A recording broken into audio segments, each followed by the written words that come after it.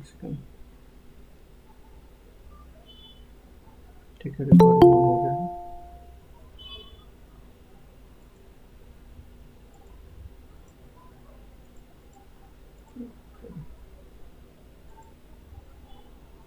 अपना screen share कर देते हैं।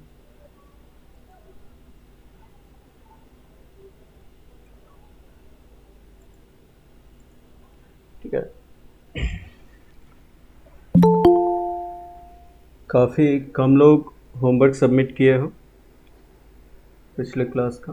सिंपल सा प्रोग्राम दिया था जबकि।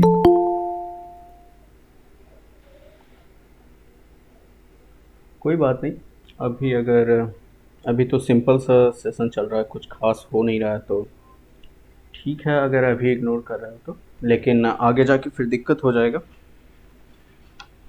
है ना। टाइम नहीं था पंकज, कोई बात नहीं, अभी अगर मैनेज नहीं कर पा रहे हो तो, पर हाँ नेक्स्ट टाइम से कोशिश करो, है ना। सम का प्रोग्राम बनाने में मेरे ख्याल से 2 से 3 मिनट लगेंगे। अभी बिगनर हो तो हाँ 10।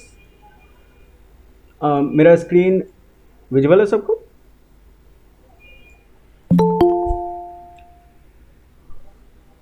ठीक है, तो देखो हम लोग गिट और गिटहब को स्टार्ट करेंगे। ठीक है, थोड़ा सा लिनक्स का भी बेसिक देख लेंगे ताकि उसको करने में आसानी हो। हालांकि विंडोज़ पे भी तुम लोग कर सकते हो, लेकिन लिनक्स प्रेफरेबल है, अच्छा है, ऑप्शन है, क्योंकि हम लोग विंडोज़ में रह के भी अब WSL के जरिए लिनक्स को चला ही सकते हैं। तो फिर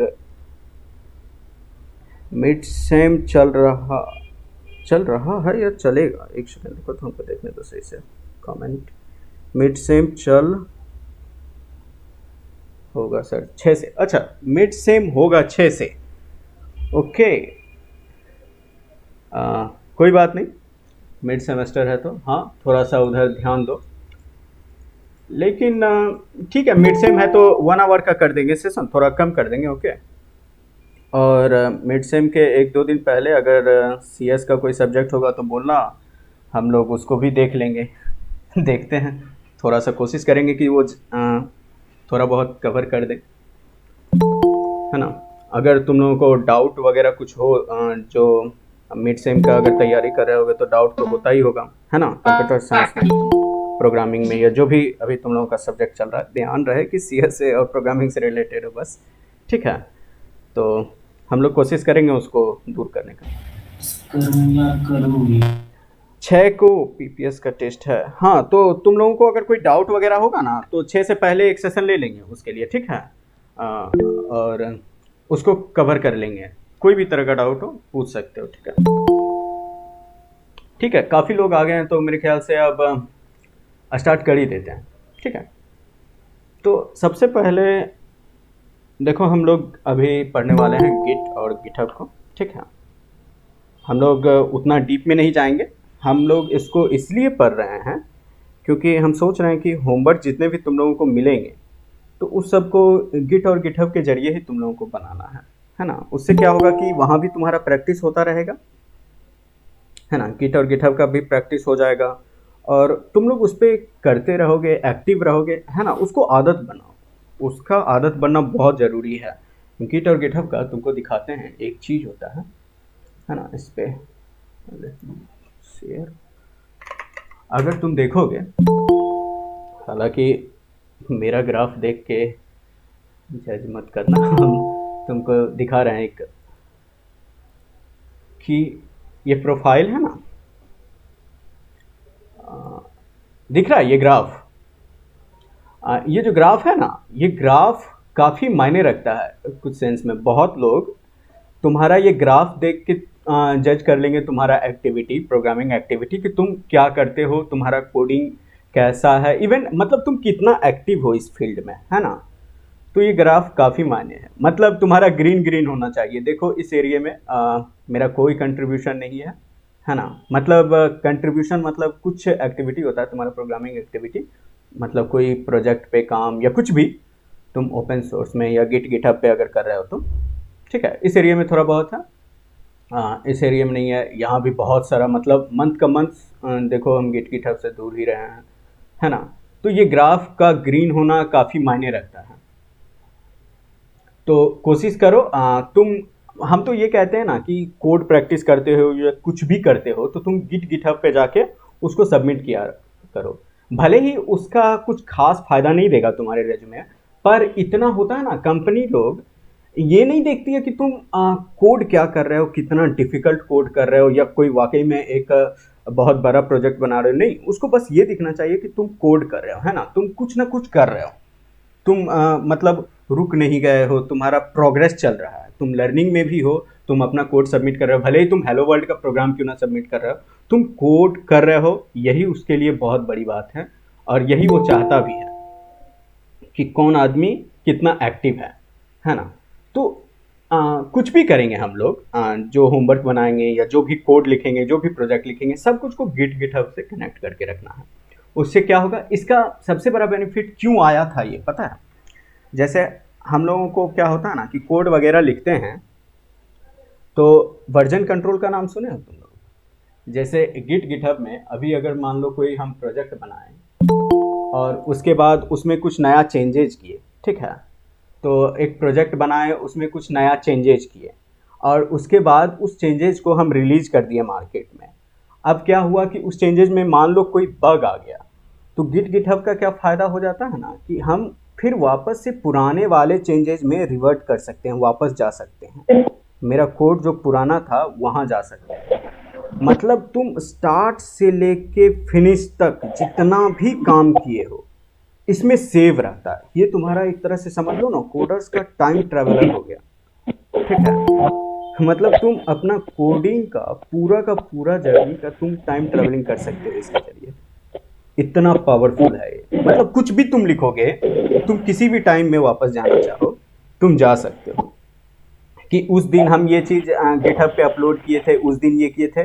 अब मान लो तुम्हारा अभी का कोई प्रोजेक्ट में काम हो रहा है, तुम वापस जाना चाहते हो कि नहीं वहाँ तक मेरा प्रोजेक्ट सही था पिछले दिन तक, हम पिछले दिन वाला फोल्डर अब वापस कैसे लेके आएँ, क्योंकि अब तो तुम नया चीज़ उसमें ऐड कर चुके होगे।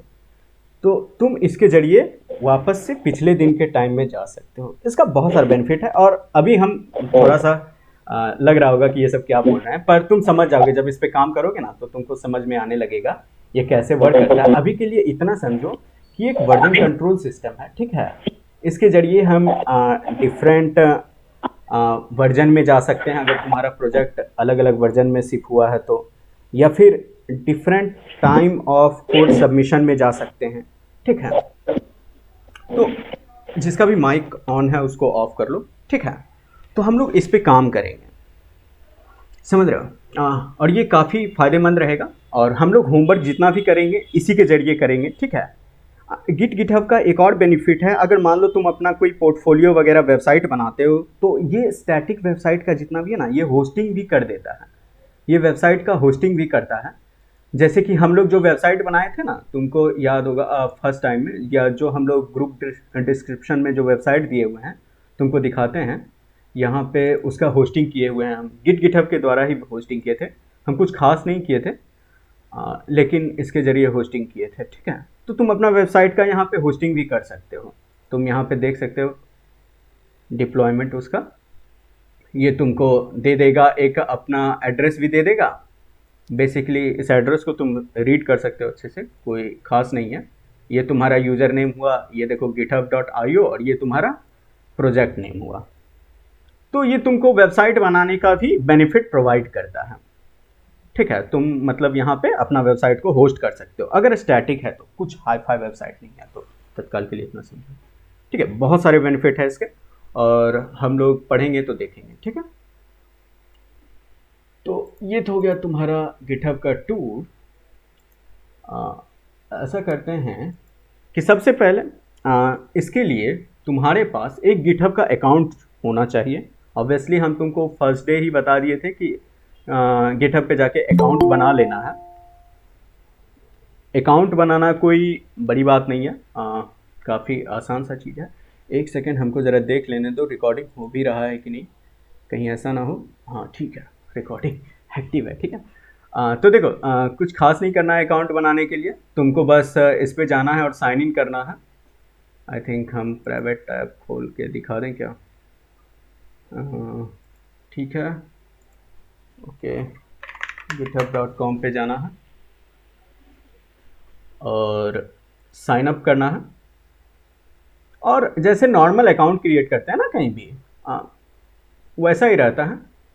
ये क्या आया, inter your email, direct email मांग रहा है। ठीक है, हम कोई ईमेल दे देते हैं तत्काल के लिए। ठीक है, ऑलरेडी टेकन, चलो इससे बना चुके हैं आई थिंक।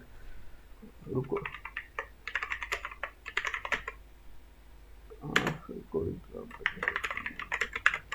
ठीक है,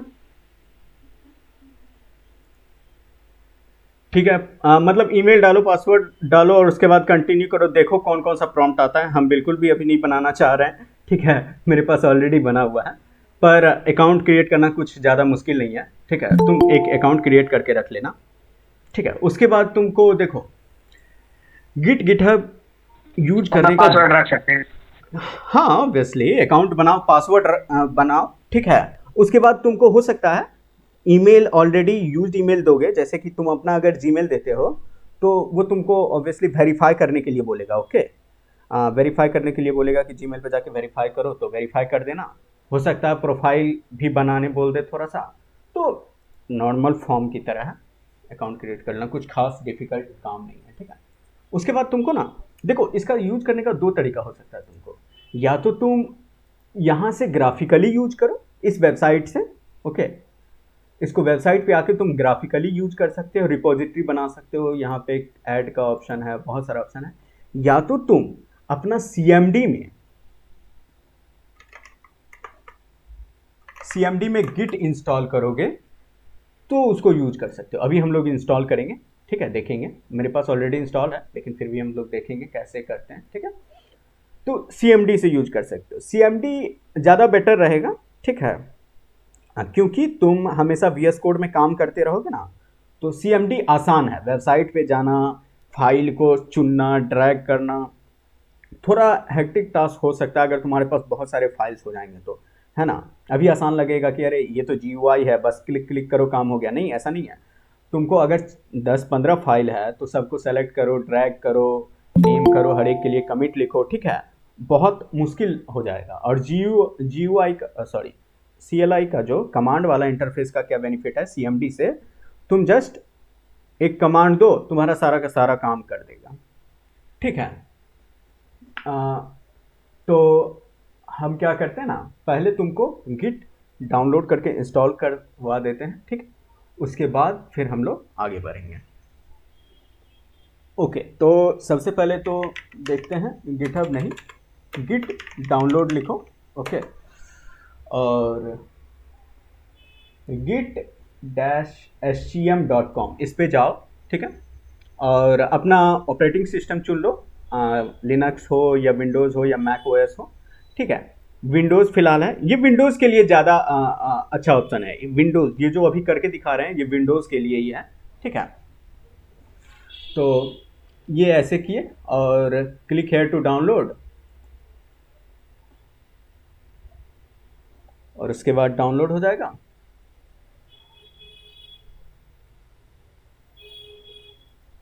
ठीक है, और उसके बाद इंस्टॉल कर लेना, ओके।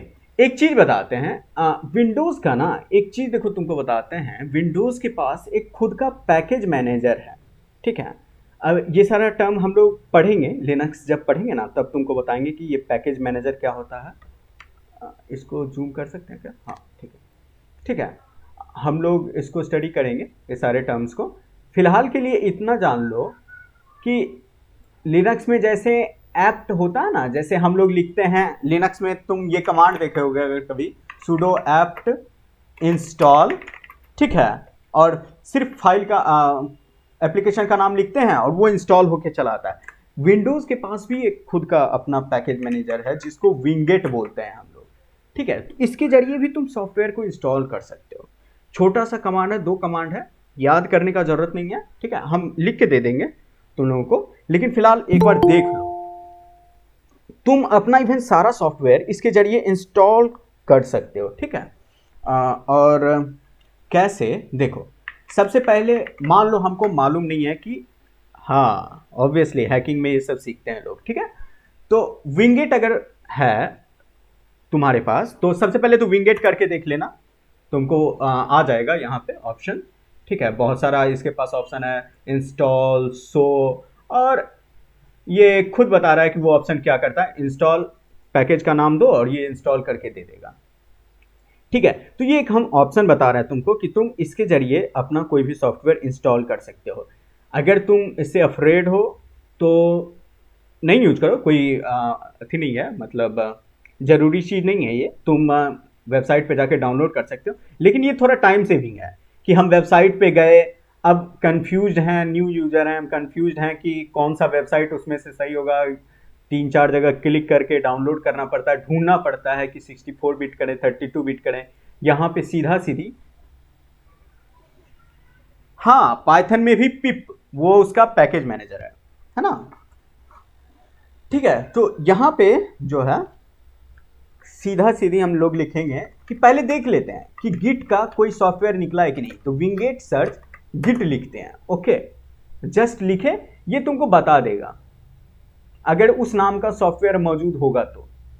बहुत सारा ऑप्शन आ गया, ठीक है, तो उसी में ढूंढेंगे हम लोग, इसी में ढूंढेंगे और तुमको पता चल जाएगा एक दो बार करोगे तो कि कौन सा है। देखो ये गिट दिख रहा है, ये git.git, यही है तुम्हारा ओरिजिनल गिटहब का। तो जस्ट इसको कॉपी करो, आईडी को ही हमेशा कॉपी किया करो क्योंकि नाम दो दो हो सकते हैं, सिमिलर नाम। तो इसको कॉपी किए और सीधा सीधी यहां पे लिख देंगे विंगेट इंस्टॉल, जैसे देखो विंगेट इंस्टॉल, और उसको जो कॉपी किया उसको पेस्ट कर दिए। एंटर दबाओगे ना, ये तुमको डाउनलोड कर देगा, इंस्टॉल कर देगा, सब कुछ ये खुद करके दे देता है। ठीक है, और ये चलो, हाँ तो ये पता है वही ओरिजिनल तरह का नाम, तब से पता कैसे चलेगा कि वही ओरिजिनल फाइल को डाउनलोड करना है, क्योंकि बहुत सारा ऑप्शन है सर और सेम नाम का ही। सही बात है, लेकिन देखो जनरली टॉप वाला ही ऑप्शन होता है, जो तुम्हारा ओरिजिनल है ना वो टॉप में ही आ जाएगा। लेकिन देखो हम कैसे इसको रिकॉग्नाइज किए, पहली बात तो एक सिंपल नाम है इसका, ठीक है, हमको पता है कि अभी ये वर्जन चल रहा है गिटहब का, और ये git.git से, बाकी सब में देखो कुछ से कुछ लिखा हुआ आ रहा है, उस पैकेज का नाम गिट ही है, जो टूल है ना उसका नाम गिट ही है, बाकी किसी में सिर्फ गिट नहीं लिखा हुआ है। ठीक है, तो हमको लगा कि यही ओरिजिनल होगा। ठीक है, और नहीं तो तुम उसके वेबसाइट पे अगर गए होगे ना, तो देखो यहाँ पे तुमको एक कमांड दे रखा है, ये जस्ट इसको कॉपी करो और अपने इसमें पेस्ट कर दो। ये आसान तरीका है। ठीक है, आजकल क्या होने लगा है कि सारा वेबसाइट भी तुमको वो शॉर्टकट वाला कमांड देने लगा है। हम देखो इतना ही लिखे हैं, है ना, हम सिर्फ इतना ही लिखे हैं, लेकिन वो वेबसाइट देखो काफ़ी बड़ा कमांड दिया हुआ था। हम तुमको इतना से भी हो जाएगा, ऐसा नहीं है कि वहाँ जो लिखा हुआ है वही करना है, तुम सीधा सीधे उसको कॉपी करो। ठीक है, राइट क्लिक कॉपी, सॉरी, और जस्ट राइट क्लिक करने से पेस्ट हो जाता है CMD में। ठीक है, और जस्ट एंटर दबाओ, तुम्हारा सारा काम ये खुद कर देगा। फिलहाल हम लोग ग्राफिकली मूव करते हैं क्योंकि ज़्यादातर लोग इसी को अपनाएंगे, है ना। हाँ, सारा इंस्ट्रक्शन आशीष भेज देते हैं ग्रुप में PDF बना के, ठीक है, जो भी ज़रूरी होता है। ठीक है, इसको देखो क्या है ना, जब उसको डबल क्लिक किए जो डाउनलोड हुआ है, ठीक है, और इंस्टॉल पे गए, ये मेरा प्रीवियस गिट वर्जन को रिमूव कर रहा है और इसको इंस्टॉल कर रहा है। हम दोनों तरीका भी तुमको करके दिखाई देते हैं। ये जस्ट देखो मेरे में आसानी से हो गया। ठीक है, हो सकता है तुमको एक दो ऑप्शन टिक करने के लिए आए, सिंपल सा है, जैसे सॉफ्टवेयर तुम इंस्टॉल करते हो वैसे इसको इंस्टॉल करो, कोई खास नया नहीं है। ठीक है, तुम इसके जरिए इंस्टॉल कर सकते हो। ये भी तुमको यूज करने के लिए टूल देगा, इसको यूज नहीं करना है। ठीक है, इसका टूल नहीं यूज करना है, लेकिन इसको होने दो, तुमको अभी बताते हैं। ठीक है, ये इंस्टॉल हो जाएगा।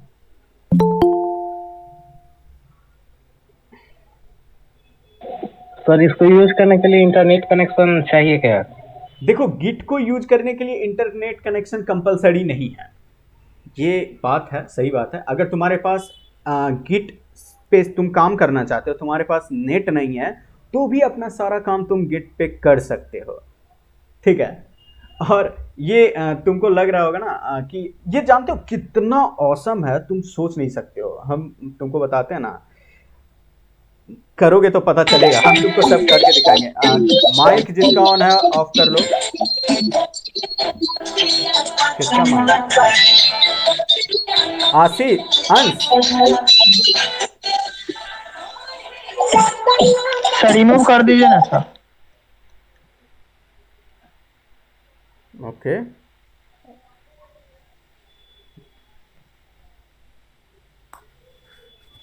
ठीक है, हाँ रिमूव हो गया, बहुत अच्छे। ये सब तो होना ही है। तो हाँ, कहाँ थे हम? इंस्टॉल हो गया क्या? आई थिंक हो गया। और इसको भी एक बार करके दे देते हैं, ठीक है। जस्ट क्लिक करो और ये देखो, ये हमको बता दिया कि found and existing already install. Okay, तो ये नहीं कर रहा है, बस सिंपल सा है, कमांड कॉपी करो, पेस्ट करो, 1 लाइन।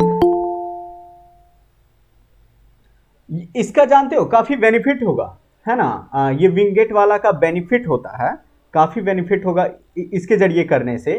क्या कि जब तुम गिट इंस्टॉल करोगे ना, तो हो सकता है मान लो तुम यूज कर रहे हो, तो जैसे अभी हम गिट लिखते हैं ना, तो इतने सारे ऑप्शन आ रहे हैं हमको, मतलब गिट इंस्टॉल्ड है। हो सकता है तुम्हारा ये गिट कमांड काम ना करे, है ना, हो सकता है ऐसा। मोस्टली आई थिंक पहले के टाइम में तो होता था, हमको याद है जब हम 3-4 साल पहले करते थे तो होता था ऐसा, ठीक है। क्योंकि जाके इन्वायरमेंट वेरिएबल में हमको सेव करना पड़ता था, ठीक है। लेकिन अभी का पता नहीं क्या है, लेकिन हमको लगता है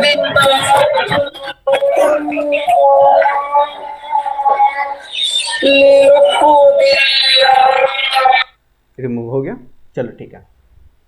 हाँ, तो अब कहाँ थे कि ये जो है ना, पहले के टाइम में क्या होता था कि ये ऐसे काम नहीं करता था। ओके, मतलब इन्वायरमेंट वेरिएबल के बारे में हम सेकेंड डे बताए होंगे तुम लोगों को कि कोई भी सॉफ्टवेयर को सीएमडी में यूज करने के लिए यहाँ पे, ठीक है, इन्वायरमेंट वेरिएबल में सेट करना होता है।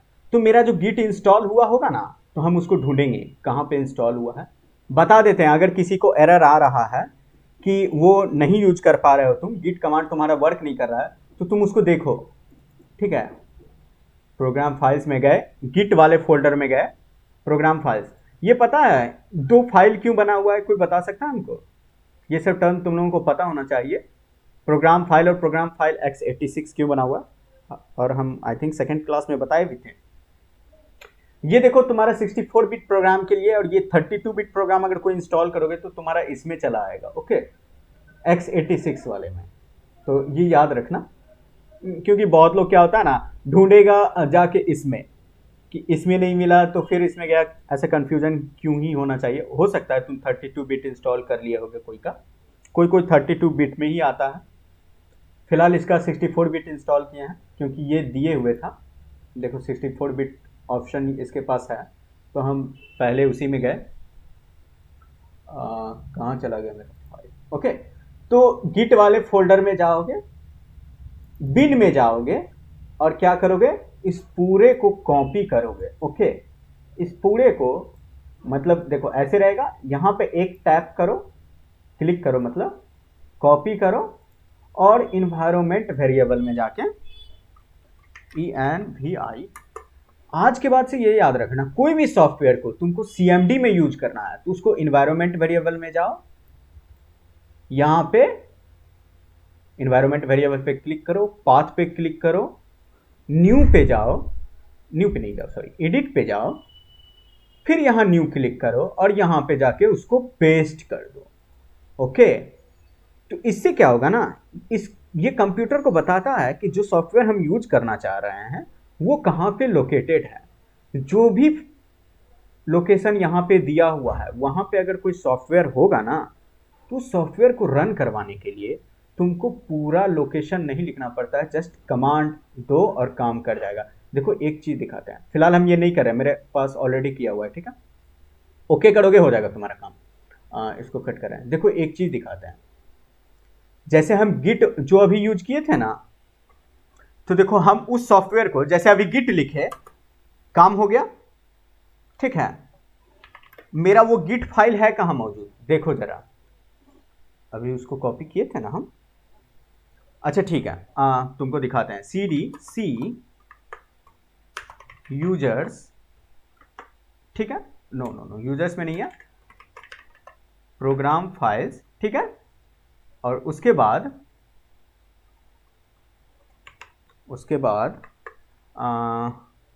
गिट फोल्डर में, ठीक है। और उसके बाद बिन फोल्डर, यहीं पे मेरा है, देखो तो फाइल, सॉरी dir होता है ना इसमें, देखो यहीं पे मेरा वो टूल है git exe। हम लोग पहले थे कहाँ, देखो हम लोग पहले थे, रुको cd, ये सबसे अभी मत सोचो क्या हो रहा है, ठीक है। सर वो सर सीडी कमांड वाला के बाद सर डबल कोट्स में क्यों उसको किए हैं? अरे वो ताकि टोटल लेने के लिए, ये हम टैब दबाएं ऑटो कंप्लीशन के कारण हुआ है, उसको अभी इग्नोर करो, ठीक है। पहले देखो हम लोग पहले यहाँ थे, मेरा गिट, देखो होता क्या है ना, इन्वायरमेंट वेरिएबल में डालने से उसका बेनिफिट सोचो। पहले के टाइम में क्या होता था, जब मान लो इन्वायरमेंट वेरिएबल एक पल के लिए मानो कि तुम्हारे कंप्यूटर में एग्जिस्ट नहीं करता इस टाइप का कोई चीज, ओके, इन्वायरमेंट वेरिएबल टाइप का कोई चीज एग्जिस्ट नहीं करता है तुम्हारे कंप्यूटर में, तो तुमको कोई भी सॉफ्टवेयर यूज करने के लिए क्या करना पड़ेगा पता है, उसका पूरा लोकेशन देना पड़ेगा, तुमको बताना होगा कि वो सॉफ्टवेयर कहाँ है। हम लिखेंगे सी में है, ठीक है, सी यूजर्स में नहीं, सॉरी, फिर से प्रोग्राम फाइल्स, ठीक है। ये डबल कोट उसके कारण हो रहा है, ठीक है, ऑटो कंप्लीशन के कारण इसको हम देना नहीं चाह रहे हैं, ठीक है। और उसके बाद मेरा गिट में है, उसके बाद बिन में है, और यहीं पे मेरा प्रोग्राम है क्या, git.exe।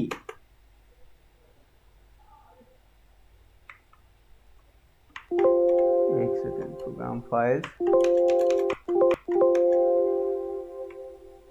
होने दो डबल कोट, ठीक है, प्रोग्राम फाइल्स, और इसके बाद गिट, ठीक है, और उसके बाद बिन, और उसके बाद प्रोग्राम का नाम मेरा क्या है, git.exe।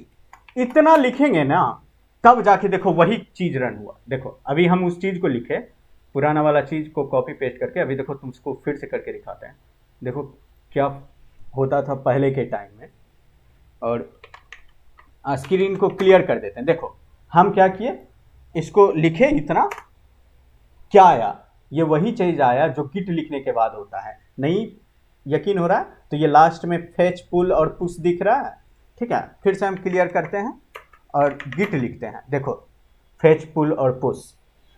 तो पहले के टाइम में अगर इमेजिन करो कि इन्वायरमेंट वेरिएबल नहीं एग्जिस्ट करता तो तुमको पूरा लोकेशन देना पड़ता, लेकिन अगर किसी का हम लोकेशन दे देते हैं ना इन्वायरमेंट वेरिएबल में जाके, तो जस्ट सॉफ्टवेयर का नाम लिखो, तुम्हारा रन कर जाएगा। exe.exe नहीं भी दो चलेगा, ऐसे हम दे देते हैं, मेरा मन किया, देखो फिर भी वो चीज आया, cls करके देखो git.exe आ गया ना, पूरा लोकेशन लिखने का कोई जरूरत नहीं है, ठीक है। तो अगर कोई पूछे क्यों यूज करते हैं environment variable if in case कभी, तो तुम ये उसको एक्सप्लेनेशन दे सकते हो, ठीक है। तो ये तो हम लोग ज़्यादा अंदर चले गए, पर कोई बात नहीं, ठीक है, जानना चाहिए, ठीक है। तो वो अगर इशू किसी को आए कि गिट कमांड वर्क नहीं कर रहा है तो उसको ऐसे फिक्स कर सकते हो, एनवायरनमेंट वेरिएबल में डालो, हो जाएगा। अब तुम्हारे पास गिट फुल्ली इंस्टॉल्ड हो चुका है, सॉरी CLS होता है इसमें, गिट फुल्ली इंस्टॉल हो चुका है। किसी के पास अगर उबंटू है या लिनक्स है तो वो क्या करेंगे, गिट को इंस्टॉल करने के लिए सीधा लिखेंगे sudo apt install git, okay, और अपना पासवर्ड डालना, गिट ऑलरेडी इंस्टॉल्ड है मेरे उबंटू पे भी, ठीक है, दोनों जगह इंस्टॉल हो गया। अब देखो इंस्टॉल होने के बाद करना क्या होता है, ठीक है, इंस्टॉलेशन सीख गए हो गिट का, अकाउंट बना लोगे। अब थोड़ा सा GUI पे आ जाते हैं, ओके, थोड़ा सा GUI पे आ जाते हैं। पहले GUI पे यूज करना सीखते हैं। ओके, कि यूज कैसे करते हैं। तो देखो गिट क्या है ना, कि गिट पे जितना भी चीज क्रिएट करते हैं, समझ लो एक तुम्हारा ये जो रिपॉजिटरी है ना, ये जो रिपॉजिटरी दिख रहा है, जैसे तुम्हारे कंप्यूटर में फोल्डर्स होते हैं कि नहीं, कंप्यूटर में फोल्डर होते हैं। हम एक प्रोजेक्ट बनाए, मान लो मेरा प्रोजेक्ट का नाम है पोर्टफोलियो, ठीक है। मेरा प्रोजेक्ट, हम एक अपना खुद का पर्सनल पोर्टफोलियो वेबसाइट बनाने जा रहे हैं, तो मेरा प्रोजेक्ट का नाम पोर्टफोलियो है। हम कंप्यूटर में जाएंगे, एक पोर्टफोलियो नाम का प्रोजेक्ट बनाए, मतलब एक फोल्डर बनाए और उसमें अपना कोड लिखना स्टार्ट कर देंगे। तो यहाँ जो रिपॉजिटरी है ना, एक टेक्निकल टर्म दे दिया है, ठीक है। तो ये रिपॉजिटरी भी समझो तो ये एक फोल्डर ही है जो तुम्हारा गिटहब पे रखा हुआ है। गिटहब के पास सर्वर होगा ऑब्वियसली, ठीक है। कुछ भी यहाँ पे कोड डाल रहे हो तुम, तो ऑब्वियसली कोई लोकेशन होगा, तभी तो तुम अपना कोड रख पा रहे हो वहाँ पे, है कि नहीं। लोकेशन अगर नहीं होता तो वहाँ तुम कुछ रखते कैसे। तो गिटहब के पास सर्वर होगा, तुम वहाँ पे अकाउंट क्रिएट किए तो वो तुमको कुछ लोकेशन दे दिया होगा, अपने सर्वर में से कुछ पार्ट तुमको लोकेशन दे चुका होगा। तो फिर तुम गए वहाँ पे, एक न्यू पे जाके तुम नया रिपॉजिटरी क्रिएट कर सकते हो। ओके, न्यू रिपॉजिटरी क्रिएट कर सकते हो। देखो कहाँ से तुमको ऑप्शन मिलेगा, यहाँ पे। अगर तुम्हारा ऐसा नहीं आएगा स्टार्टिंग में, तो यहाँ पे देखना, यहाँ पे ऐड का ऑप्शन ये हमेशा रहेगा। ओके, यहाँ पे जाओगे, न्यू रिपॉजिटरी पे क्लिक करोगे, तो दिमाग में रखना बस ये कि एक रिपॉजिटरी तुम्हारा एक फोल्डर की तरह ही है। जब हम इसको अपने कंप्यूटर पे लाएंगे, कॉपी करके, क्लोन करके जिसको बोलते हैं टेक्निकल टर्म में, ठीक है, तब तुम देखोगे कि वो तो एक फोल्डर ही है, ठीक है। तो बस इतना समझो कि ये एक फोल्डर है, ठीक है। और इस फोल्डर का कुछ नाम दे दो, जैसे कि हम फिलहाल के लिए नाम दे रहे हैं, ठीक है, गिट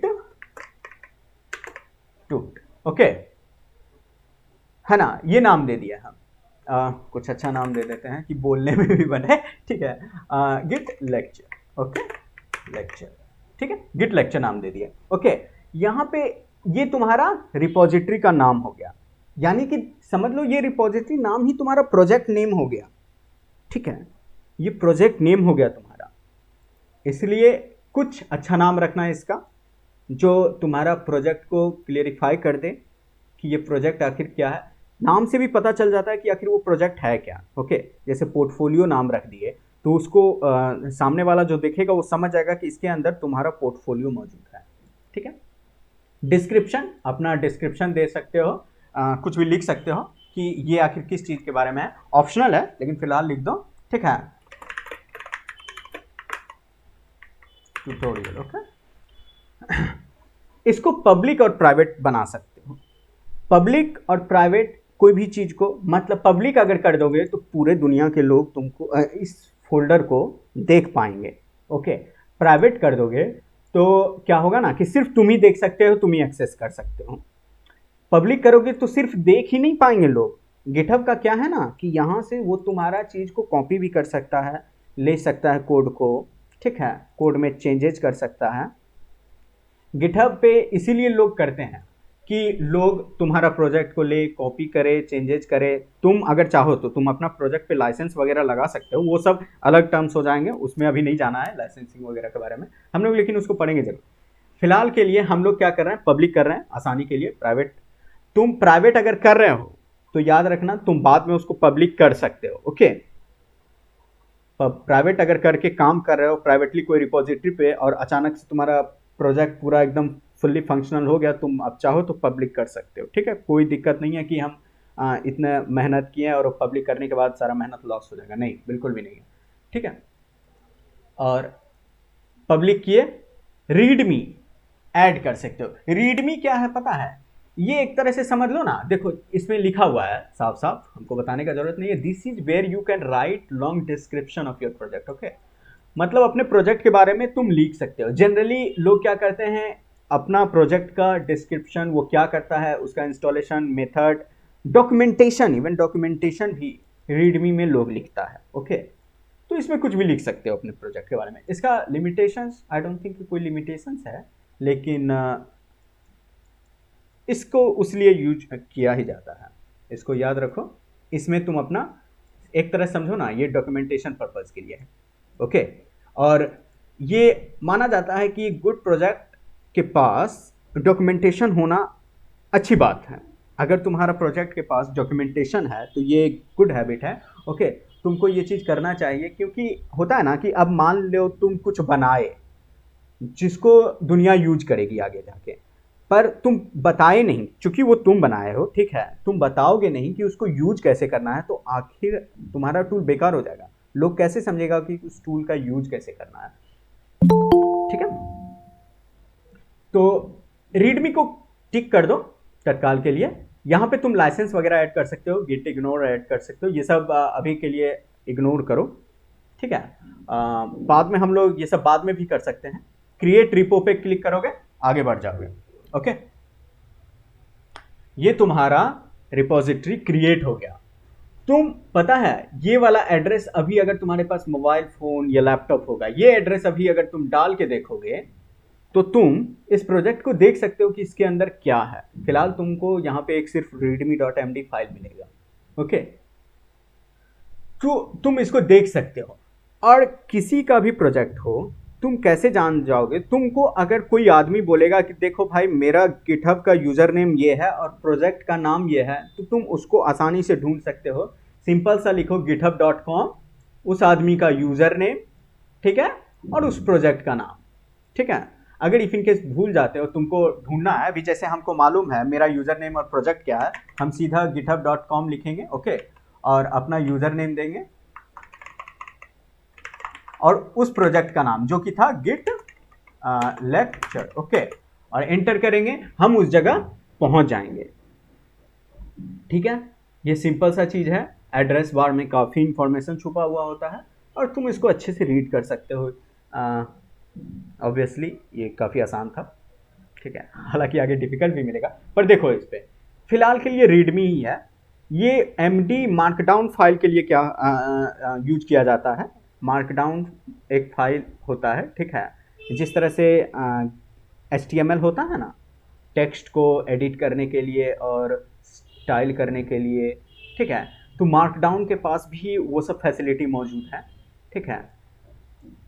तो इसमें अभी बस इतना ही लिखा गया है। और readme.md में जो भी लिखोगे ना, गिटहब जैसे ही तुम खोलोगे तुम्हारा फर्स्ट पेज पे यहाँ पे वो चीज़ दिखाएगा, ठीक है, फर्स्ट पेज पे ही दिखाएगा। फिलहाल के लिए readme.md में यही दो चीज़ लिखा हुआ है, ठीक है। हम लोग इसको आगे देखेंगे। अब तुम्हारा रिपोजिटरी तो बन गया, सब कुछ बन गया, अब इसको करना क्या है कि हाँ भाई ठीक है सब कुछ बन गया, अब करना क्या है।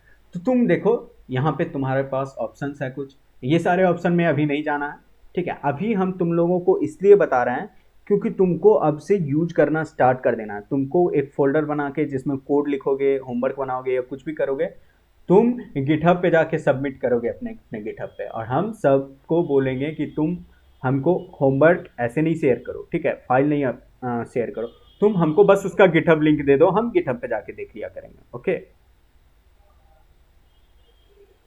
सही बात है पंकज, ओके, हाँ ठीक है। गिटहब काफ़ी ज़रूरी चीज़ है।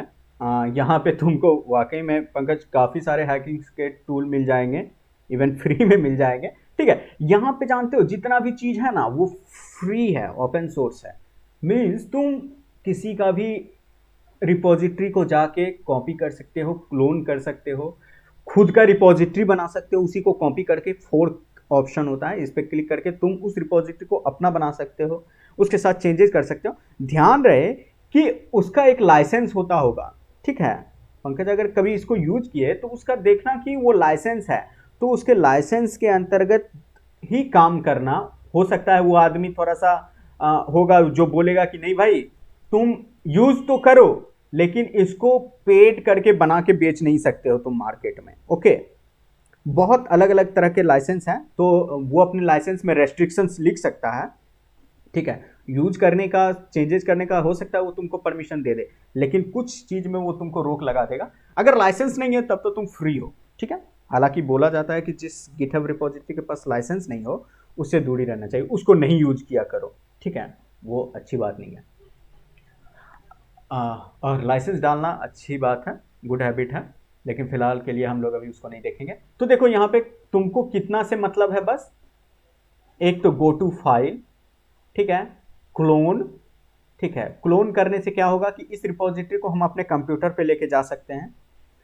यहाँ से ये तुम्हारा मेन चीज़ है, अगर तुम ग्राफिकली काम करना चाहते हो तो ये तुम्हारा मेन चीज़ है, ऐड फाइल, ठीक है। यानी कि यहाँ से तुम क्रिएट न्यू फाइल कर सकते हो या अपलोड फाइल कर सकते हो, अगर तुम्हारे कंप्यूटर में ऑलरेडी मौजूद है तो।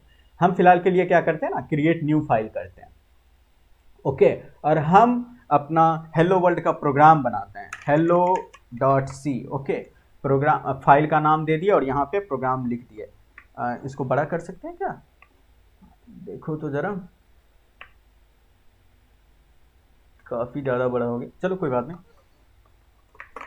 ठीक है। हम अपना सी है ना, stdio.h और int main और printf होता है इसमें, hello world \n, okay, return 0 करो और क्लोज कर दो, ओके।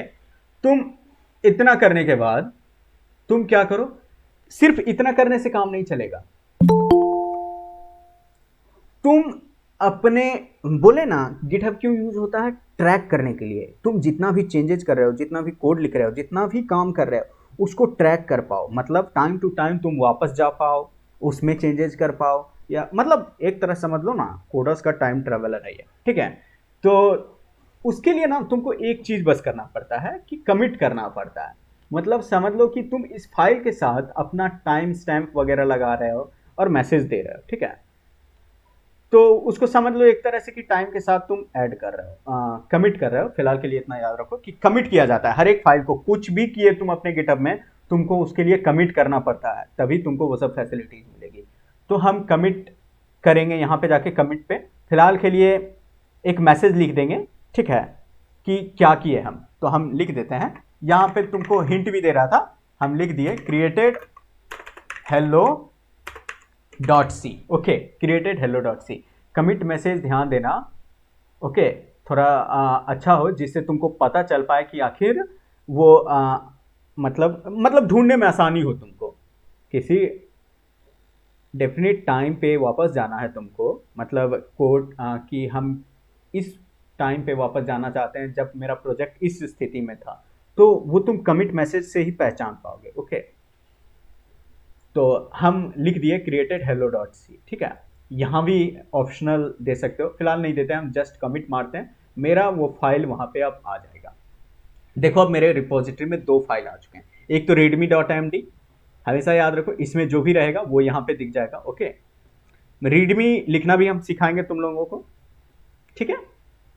और hello.c देखो यहाँ पे, तुमको देखो यहाँ पे बता रहा है लास्ट कमिट नाउ। अभी तुम हिस्ट्री में जाओगे, अगर हिस्ट्री में जाओगे तो तुमको पूरा का पूरा, यहाँ देखो 2 कमिट्स है ना, तुम इस पर क्लिक करो, तुम अभी तक जितने भी चेंजेस किए अपने रिपोजिटरी के साथ तुमको दिखाएगा कि देखो सबसे पहले इनिशियल कमिट हर एक बार तुमको मिलेगा, ओके। ये क्या है, कब है, जब तुम्हारा रिपोजिटरी क्रिएट हुआ, ओके। और ये क्या है तुम्हारा अभी जो बनाए हम, hello.c, ओके। और इस टाइम हम क्या किए, जैसे मान लो इनिशियल कमिट में जाते हैं, हम यहाँ जाके देखते हैं तो क्या है, यहाँ पे तुमको बताएगा कि यहाँ पे हम क्या किए, शोइंग 1 चेंज फाइल, ठीक है। तो तुमको बता रहा है कि 1 चेंज्ड फाइल विथ 2 एडिशंस। तो एक फाइल बनाए, क्या फाइल बनाए थे, readme.md फाइल बनाए थे फर्स्ट टाइम, readme को जब टिक किए थे, और उसमें ये 2 लाइन बस लिखा हुआ है readme में, वो ये भी बता दिया कि उस फाइल के साथ क्या चेंज किए थे उस टाइम में हम, ठीक है। उसी तरह से अगर हम हेलो वाले टाइम में जाएं, 1 मिनट पहले किए हैं, जाके देखते हैं कि उस टाइम क्या किए थे, तो इतना लाइन हम ऐड किए, ठीक है, इतना लाइन हम ऐड किए इस वाले फाइल में, हेलो वाले फाइल में। अब हम क्या करते हैं, तुमको दिखाने के लिए एक और चीज हम कर देते हैं, ओके। हम इस वाले हेलो वाले फाइल में जाके चेंजेस करते हैं कुछ थोड़ा, ओके, जाके चेंजेस करते हैं, तुम जरा देख लो कैसे काम करेगा। तो एडिट में जाके चेंजेस कर देते हैं कि नहीं भाई हम गलती से हेलो वर्ल्ड लिख दिए, हमको सिर्फ हेलो लिखना था। ओके, और अब क्या किए, हम फिर से इसको कमिट कर देते हैं और यहाँ पे मैसेज दे देते हैं, कुछ भी मैसेज दे देते हैं, कौन updated hello dot c. Okay, अब तुम अपना गिटहब पे जाके देखोगे तो तुम देख सकते हो, अपना गिटहब पे गए तो देखोगे कि तुम्हारे पास अभी भी 2 ही फाइल हैं। अभी जब तुम हेलो डॉट सी पे जाके देखोगे तो तुमको दिखेगा हेलो डॉट सी यहाँ पे लिखा हुआ है। ओके, ये नया चेंजेस तुमको दिख रहा है। हिस्ट्री में चलते हैं हिस्ट्री में, तो हिस्ट्री हमको दिखाएगा कि 2 कमिट है मेरे पास। इनिशियल कमिट नहीं दिखा रहा है तुमको, चलो उसको इग्नोर करो, ठीक है। अब तुम्हारे पास 2 हैं कमिट जो तुम किए। ओके, तो क्या क्या कमिट है भाई, पहले तो क्रिएटेड हेलो डॉट सी, और दूसरा जो अभी किए हम कमिटेड नाउ, वो क्या है, अपडेटेड हेलो डॉट सी। हम जाके देखते हैं कि अपडेटेड में क्या किए हैं। तो अपडेटेड में जाके देखोगे तो देखो तुम्हारा फाइल पहले हेलो डॉट सी ये था, देखो गौर से, हेलो वर्ल्ड लिखा हुआ था। फिर क्या किए तुम, इसको रिमूव किए, देखो रेड साइन है, माइनस लिखा हुआ है यहाँ पे, तो मतलब इस लाइन को रिमूव किए और तुम ये लाइन ऐड कर दिए, प्रिंट हेलो। समझ रहे हो, ये तुमको एकदम पूरा डिस्क्रिप्शन दे देगा। तुम्हारे प्रोजेक्ट पे 3-4 आदमी काम कर रहे हैं, वो आदमी क्या कर रहा है तुम सब कुछ देख सकते हो, ठीक है। गिटहब इवन इसके लिए भी यूज होता है, ठीक है। मल्टीपल लोग तुम्हारे प्रोजेक्ट पे वर्क कर रहे हैं तो तुम गिटहब पे तुम रह के चेक कर सकते हो कि तुम्हारे प्रोजेक्ट के साथ क्या हो रहा है। ओके, और हेलो वाले टाइम वाला भी मेरा चेंजेस अभी भी मौजूद है, हम वापस से इस टाइम में जा सकते हैं। ओके, तो हो सकता है GUI पे ऐसा ऑप्शन देता होगा, आई डोंट नो, ठीक है। लेकिन कमांड में हम लोगों को ऑप्शन रहता है रिवर्ट करने के लिए, देखते हैं यहाँ पे है कि नहीं, पता नहीं यहाँ पे कैसे होता है, ठीक है। लेकिन हम लोग जब कमांड देखेंगे ना, कमांड से तो ये सब करके देखेंगे, ठीक है। फिलहाल के लिए इतना जान लो। तुम फाइल्स को अपना अपलोड भी कर सकते हो। अपलोड फाइल पे जाओगे, जैसे क्रिएट किए ना, यहाँ पे जाके तुम अपना कोड वहाँ लिखे, लेकिन नहीं, तुम अपना कोड को कंप्यूटर पे लिखे हो कहीं पे अपने फोल्डर में, तो हम गए कोड को उठाए, जैसे मान लो मेरा कोड इस वाले फोल्डर में लिखा हुआ है, तो हम यहाँ से कोई कोड उठाए, ठीक है, कोई भी कोड उठाए, ओपन किए, वो कोड यहाँ पे आ गया, ठीक है। देखो अपलोडिंग 1 of 1 फाइल अब अपलोड हो चुका है। तुम और भी चूज कर लो, एक और चूज कर लो, हम इसको भी चूज कर लेते हैं, ठीक है। 2 फाइल अपलोड हो गया। या फिर तुम मल्टीपल चूज कर लो, तुम क्या करो, इसको ऐसे किए, सेलेक्ट करके 3-4 और ओपन कर दिए, ठीक है। ओ शिट, बैटरी, हर बार मेरा बैटरी लो हो जाता है भाई, ऑन कर दो, ध्यान देना चाहिए हमको। चलो, फाइल हो गया। अब यहाँ पे तुम अपना कुछ कमिट मैसेज डाल दो, तो हम एडेड सम CPP फाइल्स लिख दिए कि कुछ हम C++ फाइल्स ऐड किए हैं। कमिट चेंजेस करो, देखो वो सारा फाइल तुम्हारा गिटहब पे आ जाएगा। देखो आ गया ना। अब बेनिफिट तुमको क्या मिलेगा कि मान लो तुम्हारा कंप्यूटर तुम्हारे पास नहीं है, ठीक है, लेकिन ये तो तुमको याद है ना, तुमको अपना यूजर नेम तो याद ही होगा और अपना प्रोजेक्ट का नाम याद होगा। तुम किसी दूसरे के कंप्यूटर पे बैठे, लेकिन तुमको अपना प्रोजेक्ट पे काम करना है, तुम क्या किए, पटाख से गए, इस पे लिखे, ठीक है, github.com, अपना यूजर नेम दिए, प्रोजेक्ट नेम दिए, तुम्हारा ये आ गया, यहां से क्लोन करोगे और उसके कंप्यूटर पे तुम्हारा फाइल चला जाएगा। या फिर डाउनलोड जिप करो, जिप फाइल में डाउनलोड होके चला जाएगा। कितना बेनिफिट है, मतलब तुम्हारा कोड कहीं पे रखा हुआ है और तुम ग्लोबली अब कहीं से भी उसको यूज कर सकते हो। किसी को यहां तक में कोई डाउट?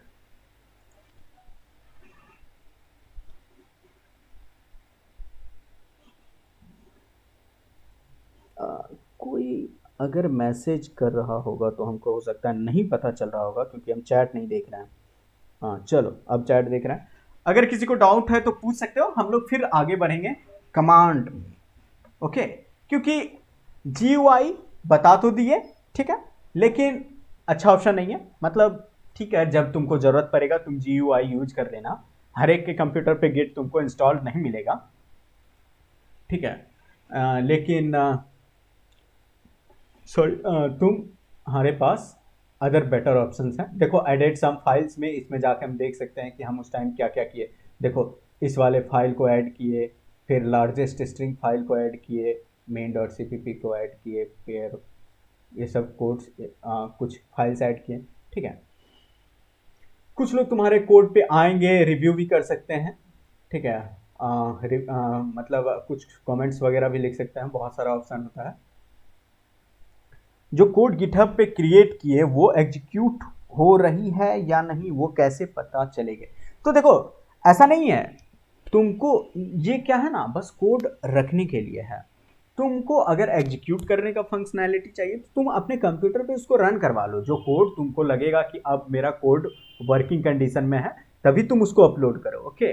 गिटहब पे तुम अपना वर्किंग कोड अपलोड करोगे, ऑब्वियसली वो कोड नहीं जो, हाँ ये तुमको रन करवाने का ऑप्शन नहीं है। लेकिन देखो एक चीज तुमको बताते हैं, ये एक चीज है, देखो यहां पे हम क्या किए ना, vs code.dev/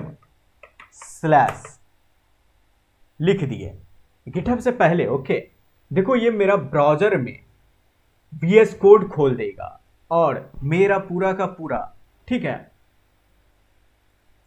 जो फर्स्ट टाइम बोल रहा है एक्सटेंशन वगैरह करने के लिए, ठीक है, कर देते हैं, ओके ओके, ऑथराइज करने बोल रहा है, ओके। देखो मेरा रिपोजिटरी को ब्राउजर में एक फोल्डर में कर रहा है, खोल के देखो दे दिया ब्राउजर में, ठीक है। हम VS कोड इंस्टॉल मान लो अगर नहीं भी किए रहते तो तुम्हारा प्रोजेक्ट यहाँ गया, तुम ब्राउजर में ही VS कोड चला सकते हो जहां पे तुम्हारा कोड है।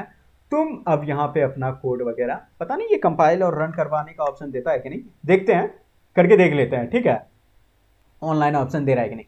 ऐसे तुम एग्जीक्यूट हो रहा है कि नहीं हो रहा है तो तुम्हारे पास ऑनलाइन टर्मिनल भी मौजूद है ना। हाँ ये जो गिटहब है ना, क्लाउड स्टोरेज है एक तरह से समझो तो, ठीक है, जहां पे तुम अपना कोड्स को रख सकते हो। लेकिन देखो VS कोड के जरिए तुम अपना कोड को ऑनलाइन एडिट भी कर सकते हो। ये ऑप्शन हाल ही में हमको लगता है 1-2 साल पहले पता चला, ये पहले से भी मौजूद था, ठीक है। लेकिन बहुत लोग रियलाइज नहीं करते हैं इस बात को कि तुम्हारे पास ऑनलाइन भी ऑप्शंस मौजूद हैं। अब तुम सोचोगे कि नहीं भाई मेरे पास तो आज एक ही 100 MB बचा हुआ है, हमको VS कोड डाउनलोड नहीं कर सकते हैं अभी और हमको काम भी करना है, तो तुम्हारे पास ये ऑप्शंस भी मौजूद हैं, ठीक है। देख लेते हैं कि यहाँ पे तुमको ऑनलाइन कंपाइल करने का ऑप्शन दे रहा है कि नहीं। सो लिखा हुआ है terminal are not available in the web editor, okay, terminal available नहीं है, ओके। तो ऑब्वियसली ये तुमको रन करवाने का ऑप्शन नहीं दे रहा है, ठीक है। तुम रन करवा सकते हो, तुम इसको कॉपी करके किसी ऑनलाइन एडिटर में जाके पेस्ट करके रन कर सकते हो अगर तत्काल के लिए तुम्हारे पास कंपाइलर नहीं है तो, ठीक है। जैसे कि ID1 या फिर बहुत सारा ऑप्शन cpp.sh भी बताए थे उस दिन, ठीक है। तो ऑनलाइन ऑप्शन तुम्हारे पास मौजूद है, तुम वहाँ से चेक कर सकते हो, ठीक है। साइड बाय साइड उसको खोल के रखो और यहाँ भी, तो तुम सब कुछ यहाँ से काम कर सकते हो। यहाँ पे जो भी, जैसे देखो अभी हम क्या किए ना, यहाँ पे क्या करते हैं, एक फोल्डर, एक और फाइल क्रिएट कर लेते हैं। क्या नाम रखें इस फाइल का, testing VS code on github.cpp .txt लिखते हैं ना, ठीक है, हमेशा C++ this is demo file, okay. और सेव कर दिए, हम सेव कर दिए, और सेव करने के बाद हमको यहाँ पे जाना है। यहाँ पे ये देखो गिट के लिए ऑप्शन रहता है, अगर तुम अपना VS कोड में यहाँ पे देखे होगे। अगर किसी के पास ये नहीं है तो उसके लिए एक्सटेंशन वगैरह डाउनलोड करवाएंगे, लेकिन फिलहाल के लिए देखो अगर ये तुम्हारे पास है तो कमिट एंड पुश करोगे, कमिट मैसेज देना होगा ऑब्वियसली, एडेड अ फाइल, ठीक है, और कमिट एंड पुश करो।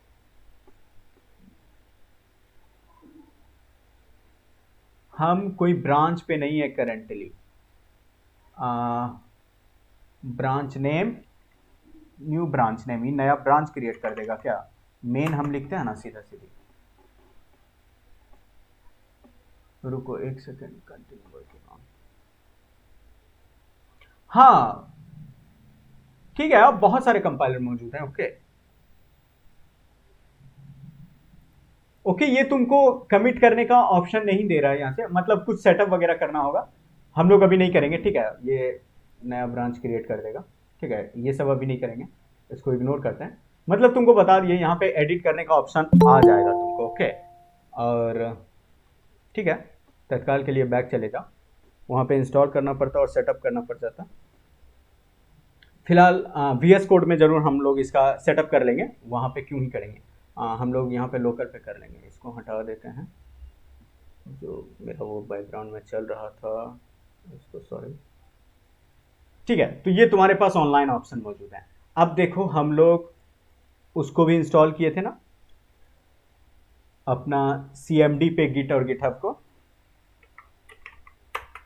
अब देखो CMD का क्या बेनिफिट है, ओके।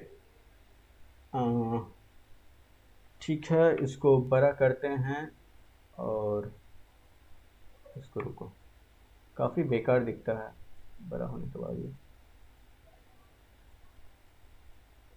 ऐसे मेरे पास हाइपर है, हम हाइपर यूज कर लेते हैं। रुक जाओ 1 सेकंड के लिए, ओके।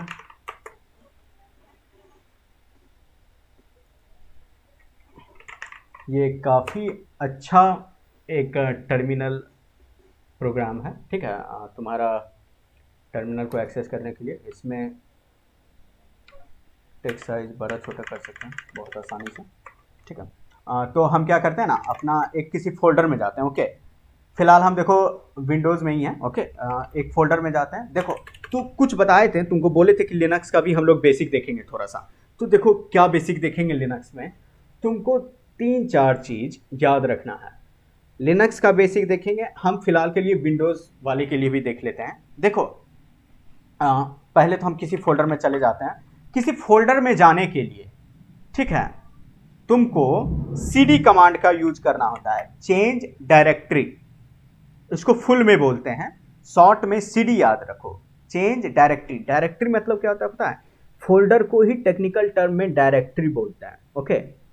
फोल्डर को ही डायरेक्टरी बोलते हैं। तो चेंज डायरेक्टरी और डायरेक्टरी नाम, अब तुमको डायरेक्टरी नाम तो पता नहीं है, यहाँ तो दिख नहीं रहा है।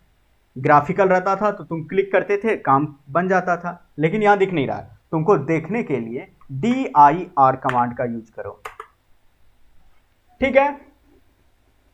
dir में तुमको दिखा देगा कौन कौन से डायरेक्टरी मौजूद हैं। और तुमको कैसे पता चलेगा भाई कि वो डायरेक्टरी है, मतलब फोल्डर है कि नहीं है।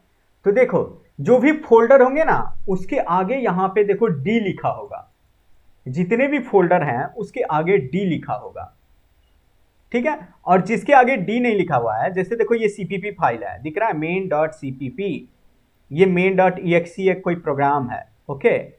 exe विंडोज़ का प्रोग्राम होता है, एप्लीकेशन, ठीक है।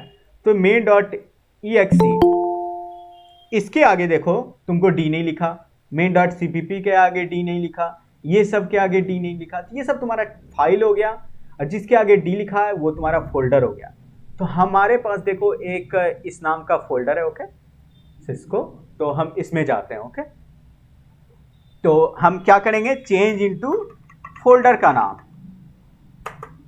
चले आए। देखो अब तुमको दिखा दिया, पहले तुम इसमें थे, अब इसमें आ चुके हो, ओके। अब फिर से हम कहते हैं कि यहां भी देखते हैं कि मेरे पास कौन कौन सा फोल्डर है। क्योंकि अगर तुम्हारा खुद का कंप्यूटर है तो तुमको ऑब्वियसली याद रहेगा कि तुम्हारे पास कौन कौन से फोल्डर हैं। फिलहाल के लिए तुमको बता रहे हैं कि देखने के लिए वो ऑप्शन है, ठीक है। ऐसे याद रहेगा तो तुम एक ही बार में वहां पहुंच जाओगे, जस्ट लिखते रहोगे, पहुंच जाओगे। अब क्या करेंगे, गिट नाम का एक फोल्डर है तो हम गिट वाले में चले जाते हैं, ठीक है।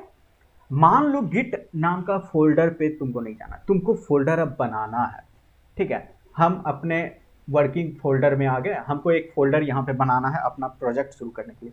हम क्या करेंगे ना, mkdir, MK for make, dir for directory, okay. इसको याद करने के लिए क्या, यही बोला ही जाता है इसको, ओके। लेकिन तुम इसको इस तरह से याद कर सकते हो, मेक dir, ठीक है, मेक डायरेक्टरी। तो mkdir फोल्डर नेम लिख दो। तो हम एक प्रोजेक्ट नाम का फोल्डर बनाते हैं। अब देखो प्रोजेक्ट मेरा बन चुका है, देखो ये आ गया और उसके आगे D आ गया। तुम dir करके चेक कर लो, देखो अब तुम्हारे पास प्रोजेक्ट भी आ गया। आ गया ना। फिलहाल के लिए अभी जितना भी कमांड लिखे हैं वो लिनक्स में भी काम करेगा। cd mkdir लिनक्स में भी काम करता है, dir भी लिनक्स में काम करता है। ओके, ये आ गया तुम्हारा। अब क्या करना होगा तुमको, अब क्या हम यहां पे करेंगे कि अब हमको प्रोजेक्ट वाले फोल्डर में जाना है। cd project cd। अब ये क्यों आ रहा है तो इसको इग्नोर करो, ठीक है। ये हम टैब दबाए तो ऑटो कंप्लीशन हो गया, ठीक है। इससे भी वही चीज होता है अगर तुम cd प्रोजेक्ट करते, नहीं तो और cd डॉट डॉट से अभी करके दिखाते हैं कि अगर इसको सिर्फ प्रोजेक्ट लिखते तो उसमें चले जाते। अगर cd और डॉट डॉट लिखोगे ना, दो पीरियड, इसको पीरियड बोलते हैं, इस सिंबल को बार बार बोल रहे हैं, पिछले क्लास में बताए थे। cd डबल पीरियड अगर यूज करोगे cd डॉट डॉट तो तुम प्रीवियस फोल्डर में चले जाओगे, मतलब पेरेंट फोल्डर में, मतलब जिस फोल्डर से अपने करंट फोल्डर में आए हो। पेरेंट फोल्डर समझते हो? पेरेंट फोल्डर मतलब जो तुम्हारा पेरेंट फोल्डर है। अब कैसे समझाए, मतलब देखो तुमको GUI में करके दिखाते हैं। जैसे ये सिस्को फोल्डर है, इसके अंदर गए, ये सारे चाइल्ड फोल्डर हैं, ठीक है, ये सारे इस सिस्को के अंदर के फोल्डर हैं। ओके, तो हम इस फोल्डर से अपने पेरेंट फोल्डर में जाना होगा, तो ऑब्वियसली हम लोग बैक यूज करते हैं, बैक दबाते हैं तो अपने पेरेंट फोल्डर में चले जाते हैं, ठीक है। तो पेरेंट चाइल्ड ये सिंपल टर्म है, कुछ ज़्यादा टेक्निकल है नहीं, ठीक है। तो वहीं पे अगर ये डबल डॉट यूज करोगे तो ये पेरेंट फोल्डर है, इस पर क्लिक करो, cd स्पेस डबल डॉट, देखो हम सिस्को में आ गए। वापस से हमको, हाँ, फोर बैक के लिए, ठीक है, हाँ सही बात है, ठीक है, अपने पेरेंट फोल्डर में चले जाते हैं। तो अब cd प्रोजेक्ट से वापस जाते हैं हम, cd प्रोजेक्ट में, हमको प्रोजेक्ट में जाना है। प्रोजेक्ट में मेक श्योर फोल्डर का नाम तुम्हारा करेक्ट हो, ओके। हालांकि पावर शेल में टैब कंप्लीशन मिल जाएगा, हम cmd नहीं पावर शेल यूज कर रहे हैं, तुमको यहां से पता चल रहा होगा pwsh.exe पावर शेल 7, ठीक है। तो सब एक ही चीज है। अगर हम cmd भी यूज करते हैं तो उसमें भी cd डॉट डॉट लिखने से सिस्को में आ जाते हैं, ठीक है, और cd प्रोजेक्ट लिखने से प्रोजेक्ट में चले आते हैं। फिलहाल के लिए cmd एग्जिट करते हैं, ओके। स्क्रीन क्लियर करने के लिए cls विंडोज में है, तो चूंकि हम विंडोज ही यूज कर रहे हैं अभी फिलहाल के लिए, ठीक है। तो क्या कमांड याद करना होगा तुमको, 3 कमांड याद करने होंगे। cd to go into any folder, cd space dot dot to go back to your parent folder, okay, और mkdir to make a folder, okay. एक चीज इसमें है कि जब mkdir यूज करोगे तो यहां पे हम लिखते हैं mkdir, तुमको कोई ऐसा फोल्डर बनाना है जैसे कि फर्स्ट प्रोजेक्ट। अब अगर ऐसे लिख दिए तुम, अगर तुम लिख दिए मेकडर फर्स्ट प्रोजेक्ट, तो तुम ये मत समझना बिल्कुल भी कि तुम्हारा फर्स्ट प्रोजेक्ट नाम का फोल्डर क्रिएट हो जाएगा, नहीं। तुमको अगर कोई ऐसा नाम हो जिसमें स्पेस हो तो तुमको डबल कोट के अंदर लिखना चाहिए, वरना उसको 2 अलग अलग फोल्डर क्रिएट कर देगा, ओके। 2 अलग अलग फोल्डर क्रिएट करेगा। फिलहाल के लिए हम तुमको दिखाने के लिए वही चीज करने वाले हैं। एंटर दबाए, एक्सेप्ट प्रोजेक्ट, ठीक है। ये तुम्हारा एरर क्यों आ रहा है, तो आई थिंक इसमें दे रहा है cmd में ऐसा, मतलब विंडोज में ऐसा एरर आता होगा, लिनक्स में ऐसा एरर नहीं देता, तुमको 2 अलग अलग फोल्डर क्रिएट कर देते हैं। अंडरस्कोर से नहीं, बैकस्लैश से जोड़ते हैं, पर देखो हो सकता है अंडरस्कोर से भी जोड़ सकते हैं। चलो ये तुम्हारा आई थिंक cmd कर दिया, ठीक है, cmd कर दिया। पावर शेल एरर दे रहा था। देखो बहुत तरह के तुमको सेल मौजूद हैं। सेल क्या है ना, सेल तुमको बताए थे कल कि ये जो भी कमांड लिखते हैं ना, इसको सेल इंटरप्रेट करता है। सेल एक प्रोग्राम है जो इस इंटरफेस के पीछे बैठा हुआ है कि यहाँ पे हम जो भी कमांड देते हैं सेल उसको इंटरप्रेट करता है, मतलब ट्रांसलेट करता है, और हम क्या करना चाहते हैं वो करके दे देता है सेल, ठीक है। जैसे mkdir लिखते हैं, सेल समझ जाता है कि बंदा फोल्डर क्रिएट करना चाह रहा है, ठीक है। तो अभी देखो हम mkdir फर्स्ट प्रोजेक्ट लिखे और dir करके देखते हैं। देखो मेरे पास फर्स्ट और प्रोजेक्ट दोनों फाइल क्रिएट हो गया। हम क्या लिखे, mkdir फर्स्ट प्रोजेक्ट, तो मेरा फर्स्ट और प्रोजेक्ट दोनों क्रिएट हो गया। ध्यान दो, इस टाइम मेरा नहीं क्रिएट हुआ था, तो कंफ्यूज मत होना, हम इस टाइम पावर सेल पे थे, ठीक है। फिर हम पावर सेल से सीएमडी में चले गए, सीएमडी लिखे तो पावर सेल से सीएमडी में चले आए और सीएमडी में आके कमांड रन करवा दिए, तो सीएमडी काम कर गया। तुम जब जान जाओगे इस चीज को तो तुम्हारे पास बहुत सारे सेल मौजूद हो जाएंगे। तुम काम निकालवाने से तुमको मतलब है, एक सेल नहीं काम कर रहा है, ठीक है, हम दूसरा सेल में स्विच करते हैं और अपना काम करवा लेते हैं, ओके। तो इस चीज को दिमाग में रखो, किसी एक पे स्टिक करके नहीं रखना है। तुम जब यूज करोगे तुमको पता चल जाएगा बहुत सारे सेल के बारे में, इवन बहुत सारे सेल मौजूद हैं, ठीक है। हमको अपना काम निकालना होता है तो हम उबंटू पे जाते हैं, शॉर्टकट लिखते हैं, सारा काम कर देता है, फिर वापस से विंडोज पे चले आते हैं। तो तुम भी ये लोग सब करोगे आगे जाके, और ये डिफिकल्ट नहीं है। कमांड सब पे लगभग सेम है, ठीक है। जो बेसिक कमांड है, बेसिक कमांड सब पे सेम है, ठीक है। हाँ, तो कहाँ थे, देखो अब फोल्डर 2 मेरा क्रिएट हो गया गलती से, हमको नहीं मालूम था डबल कोट के अंदर यूज करना था और हम लिख दिए इसको, मेरा 2 फोल्डर क्रिएट हो गया। अब फोल्डर को डिलीट भी तो करना है, तो फोल्डर डिलीट करने के लिए RMDIR, रिमूव डायरेक्टरी, RMDIR और डायरेक्टरी नेम दो, यानी कि folder name first, okay, first. अब देखो DIR करके फर्स्ट डिलीट हो चुका है, सिर्फ प्रोजेक्ट बचा हुआ है, ठीक है। फिर देखो RMDIR प्रोजेक्ट डिलीट हो चुका है, अभी DIR करके देखो। सर ये हाँ सर ये डिलीट होके सर रिसाइकल बिन में जा रहा है क्या? ये तो काफी अच्छा सवाल है। आई डोंट थिंक ये रिसाइकल बिन में जा रहा है। CMD से डिलीट होने के बाद ये हमेशा के लिए आई थिंक डिलीट हो जाता है, ओके। क्योंकि चलो हम रिसाइकल बिन चेक कर ही लेते हैं, recycle bin, okay, recycle bin empty, okay, ये नहीं जा रहा है, ओके। CMD में काम करना जरूरी क्या है, इतने सारे कमांड याद रखना पड़ता है। देखो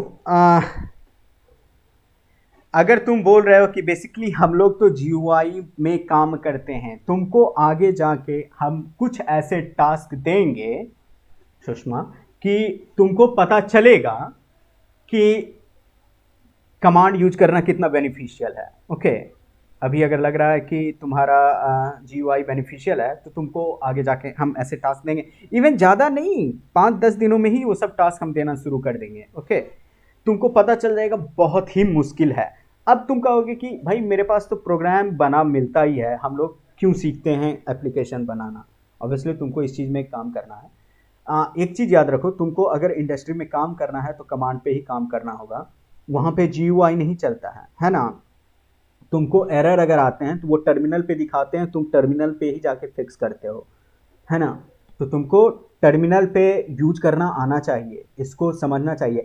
और तुम जो बोल रहे हो कि ये सब याद करने पड़ते हैं, तो लाखों कमांड मौजूद हैं दुनिया में, ठीक है, कुछ भी याद नहीं करना चाहिए। हम हमेशा कहते हैं कि भूल गए ना, सीधा लिखेंगे, इसमें कोई बुरी बात नहीं है। How to change into any directory, okay, in Linux, कोई बुरी बात नहीं है कि अगर गए और हम चेक कर लिए, ठीक है। लिनक्स CD कमांड सिंटैक्स, ठीक है। तो तुम अगर कोई कमांड भूल जाते हो तो तुम गूगल करो, ठीक है। हम ये बार बार बोले हैं, पहले भी बोले हैं कि अच्छा गूगलर ही अच्छा सॉफ्टवेयर डेवलपर या फिर डेवलपर बनता है, ओके। तुम्हारे पास नॉलेज हो ना हो, गूगल करना आना चाहिए आज के टाइम में, ठीक है। तो इसीलिए कमांड तुमको याद इसलिए नहीं करना पड़ेगा क्योंकि अगर तुम मान लो 2-3 दिन इस पे काम कर लिए, ठीक है, 2-3 दिन तुम इस पे अगर काम कर लिए, तुमको कोई दिक्कत नहीं होगा, ठीक है। तुमको कमांड याद हो जाएगा, खुद ब खुद याद हो जाएगा। GUI पे कैसे सीख गए हो, कोई सॉफ्टवेयर खोलते हो, इंस्टाग्राम फर्स्ट टाइम यूज किए होगे, तुमको यूज करना आ गया होगा क्योंकि तुमको पता चल गया, माइंड सीख जाता है उसको अगर तुम रेगुलरली यूज करते हो तो, ठीक है। अब देखो RM हम लोग बताएंगे, तुमको याद हो जाएगा, हम कंफर्म में 100% श्योर हैं, ठीक है। हम बहुतों को ऐसे लोगों को सिखा दिए हैं कमांड प्रॉम्प्ट या फिर लिनक्स, जिससे हमको भी उम्मीद नहीं था कि वो सीख पाएगा। तो तुम लोग भी सीख जाओगे आई थिंक, ठीक है। रिसाइकल बिन में नहीं जा रहा है सर, तो सर CMD से डिलीट करना थोड़ा डेंजरस है क्योंकि दोबारा मौका नहीं मिलेगा। देखो डेंजरस तो है, तुम इसको इंटरैक्टिव बना सकते हो। ओके, एक ऑप्शन होता है, और हम लोग जब कॉन्फ़िगर करना इसको शुरू करेंगे ना, हम तुमको बताएंगे कि तुम अपना खुद का कमांड कैसे बना सकते हो। ठीक है, जब हम लोग लिनक्स पढ़ेंगे तो हम बैश स्क्रिप्टिंग और बैच स्क्रिप्टिंग पे काम किए हैं, इवन टूल भी बनाया है इसका खुद का। ठीक है, तो हम तुमको बताएंगे कि वो सब तुम भी कैसे कर सकते हो। ठीक है, अपना खुद का कमांड बनाओगे। जैसे यहाँ पे ls नहीं लिखते हैं ना, तो हम बनाए थे कि हम ls लिखने के बाद भी सारा काम कैसे कर लेते हैं, मतलब लिनक्स का सारा कमांड विंडोज़ में कैसे चला सकें। ठीक है, अभी फ़िलहाल हम इंस्टॉल नहीं किए हुए हैं, वरना तुम लोग कन्फ्यूज हो जाओगे। ठीक है, तो बार बार हमको क्लियर लिखने का आदत है, CLS। ओके, क्लियर कर रहे हैं। तो देखो क्यों कर दिए, एक चीज़ देखो, RMDIR पे पहले आते हैं। ठीक है, क्योंकि सेशन लॉन्ग हो रहा है तो इसको ख़त्म भी करना है। तो देखो RMDIR जो है ना, एक चीज़ याद रखो, और ये जो तुम बोल रहे हो ना आशीष कि ये डेंजरस है, तो इसका डेंजरस वाला कैरेक्टरिस्टिक दूर किया जाएगा। ओके, ठीक है, बेटर ऑप्शन बताएंगे। आई थिंक तुम चेक कर लो, आई थिंक कोई इंटरैक्टिव नाम का ऑप्शन ज़रूर आता होगा। अगर तुम डैश डैश हेल्प, इसमें काम करता है कि नहीं पता नहीं। अच्छा, ऐसे हेल्प लिया जाता है। ओके, या फिर RMDIR डैश H से होता है क्या, नहीं होता है, डैश डैश हेल्प। ठीक है, देखो विंडोज़ में ऐसे भी हेल्प लिया जाता है, हमको मालूम था इसलिए हम ये ट्राई कर लिए, तुमको भी मालूम हो जाएगा। अब ये मत सोचना कि फिर से एक नया कमांड, नहीं। ठीक है, लगभग में ये काम करता है विंडोज़ में। ऐसे लिनक्स पे रहते तो डैश डैश हेल्प लिखते हैं या डैश H लिखते हैं तो काम हो जाता है। तीन ही तो कमांड है हेल्प लेने के लिए, हम हर एक जगह जाते हैं तो यही तीनों कमांड ट्राई करते हैं, कोई एक काम कर जाता है। ओके, ठीक है, तो अब क्या हम कहाँ थे, तुम देखोगे कि एक इंटरैक्टिव नाम का ऑप्शन रहता है लगभग प्रोग्राम में। ठीक है, जिससे ये दूर किया जा सकता है, लेकिन फिलहाल हम लोग वो नहीं देख रहे हैं। हम तुमको एक मेन बात बताना था जो नहीं बताए हैं, कि जैसे मान लो RMDIR हम प्रोजेक्ट किए और वो प्रोजेक्ट को डिलीट कर दिया, देखे थे ना, यहाँ पे देखो RMDIR प्रोजेक्ट RMDIR फर्स्ट लिखे तो ये फर्स्ट को डिलीट कर दिया। पता है RMDIR उसी फोल्डर को डिलीट करेगा जो एम्प्टी हो। अगर फोल्डर में कुछ हो तो RMDIR डिलीट नहीं करेगा। तुम देखो, ये तुम्हारा सेफ चीज हो गया आशीष। RMDIR यूज करने से तुम सेफ जोन में रह सकते हो। ठीक है, RMDIR पहले एक फोल्डर बना लेते हैं, क्योंकि अभी अगर हम DIR करके देखें तो इसमें कुछ भी नहीं है। ठीक है, तो फिर से MKDIR और फोल्डर नाम देते हैं हम फर्स्ट, और CD फर्स्ट में जाते हैं और एक फाइल बना लेते हैं। ओके, और फाइल बनाने के लिए पता नहीं इसमें क्या कमांड होता है, लेकिन नोटपैड हमको याद है, यहाँ से एक्सेस कर सकते हैं। नोटपैड और फाइल नेम दे देते हैं हम test.txt। मेरा नोटपैड खुल गया। Do you want to create, yes, और इसमें कुछ भी लिख देते हैं, हाँ, सेव करते हैं और बन गया। देखो नोटपैड हम यहाँ पे लिखे और देखो मेरा नोटपैड खोल के दे दिया, कितना कूल है ना।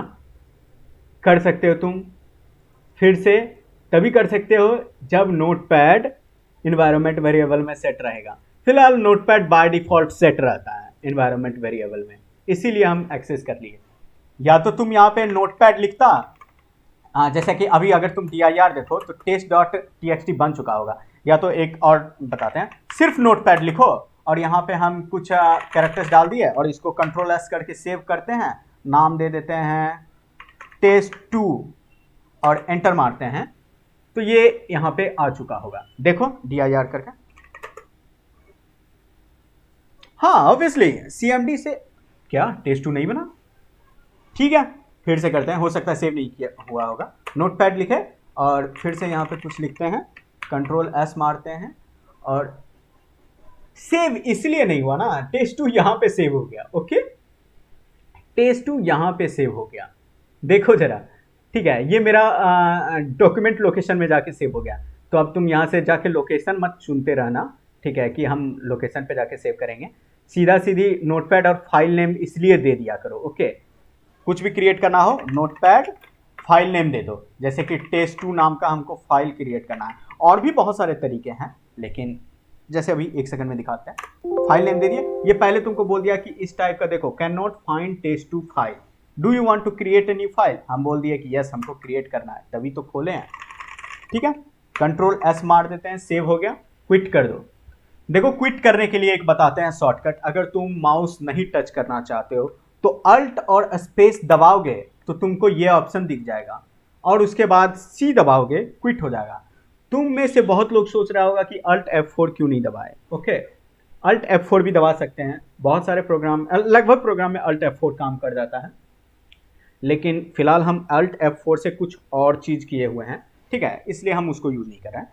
तो ये भी सब में काम करेगा। अल्ट स्पेस लिखने के बाद तुम्हारे पास बहुत सारे ऑप्शन आएंगे, मूव, साइज, मिनिमाइज, मैक्सिमाइज, ठीक है, और सबके नीचे देखो ये बार है, ये अंडरस्कोर टाइप का है। ओके, ये तुमको बता रहा है कि अब तुमको क्या शॉर्टकट यूज करना चाहिए। अगर एम दबा दिए ना, एम दबा दिए तो ये मेरा क्या हो जाएगा, मूव होने लगेगा। देखो मूव वाला आ गया, और हम अब अपना एरो की से मूव कर रहे हैं, हम माउस नहीं टच कर रहे हैं, अपना एरो की से मूव कर रहे हैं, है ना।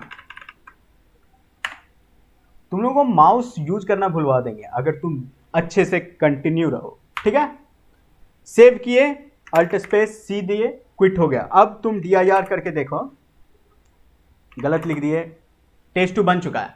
हाँ, तो हम क्या बता रहे थे कि rmdir जो है ना, अब हम वापस से जाते हैं फर्स्ट से अपना प्रोजेक्ट फाइल में, हम ये बता रहे थे कि rmdir ना वो तुम्हारा डिलीट नहीं करेगा जिसके अंदर कोई फाइल मौजूद हो।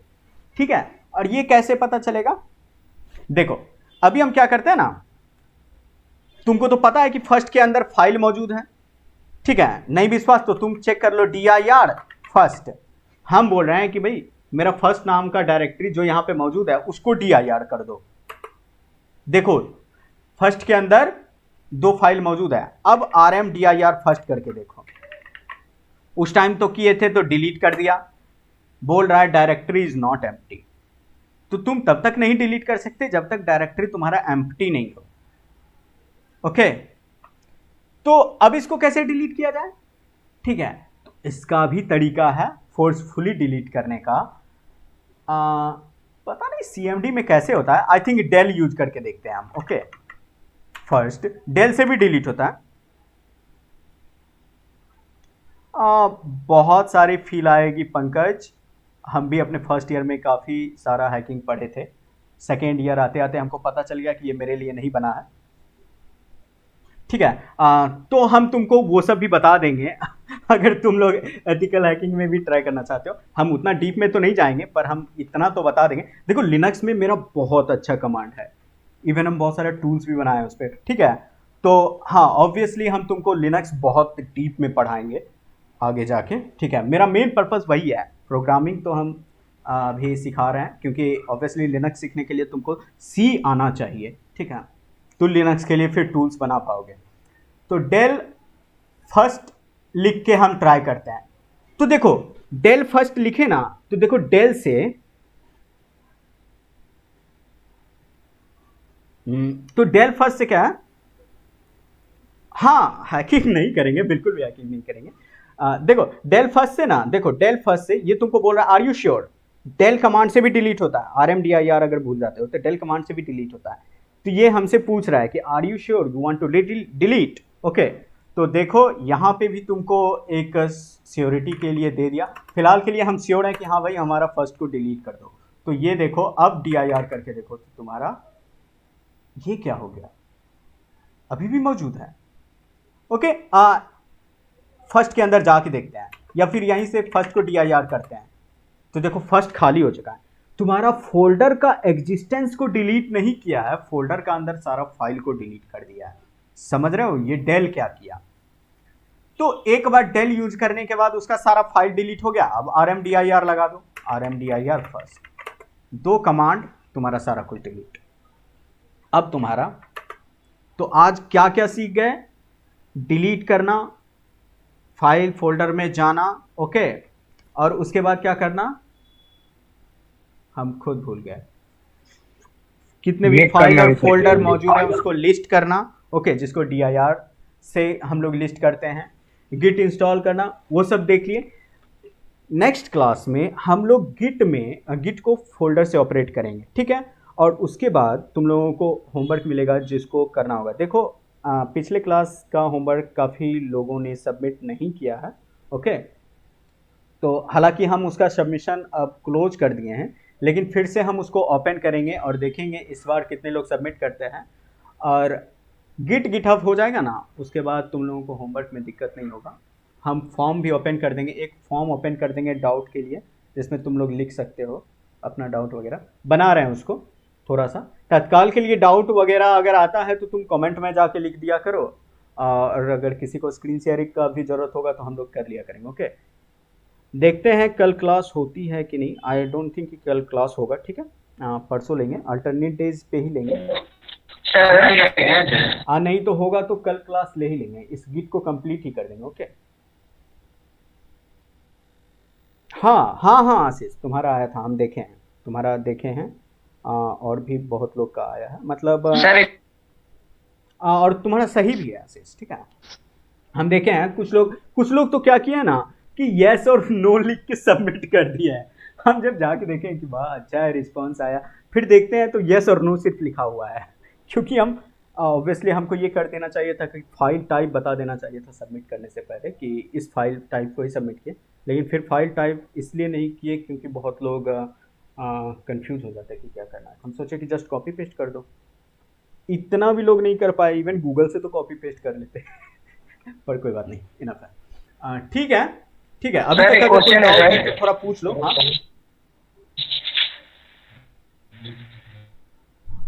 हेलो सर, आवाज नहीं आ रहा है। हेलो। हाँ हाँ हाँ सर, वो एक पीसी में सर विंडोज एक साथ यूज कर सकते हैं क्या? क्या एक ही पीसी में लिनक्स और विंडोज यूज कर सकते हैं क्या? एक ही पीसी में 4 ऑपरेटिंग सिस्टम यूज कर सकते हो, 5 कर सकते हो, जितना पीसी में चाहे। एक टाइम पे, मतलब कि हम बैकग्राउंड में। हाँ तुम कर सकते हो, कोई दिक्कत नहीं है। बैकग्राउंड में सब जगह कर सकते हो तुम कमांड के जरिए। जैसे देखो हम यहाँ से भी कर सकते हैं, ठीक है। अगर तुम सबका कमांड यूज करना चाहो तो एक तरफ हम उबंटू का टर्मिनल खोल लिए और वो खोल लिए। ऐसे बहुत सारा आता है, SSH क्लाइंट आता है जो तुमको अगर तुम्हारा पीसी कहीं और मौजूद है तो तुम उसको एक्सेस कर रहे हो, 2-3 पीसी को एक साथ एक्सेस कर रहे हो अलग अलग टैब खोल के। या फिर देखो एक वर्चुअल बॉक्स का कॉन्सेप्ट होता है, हम तुम लोगों को बोले हैं कि इसको बताएंगे वर्चुअलाइजेशन।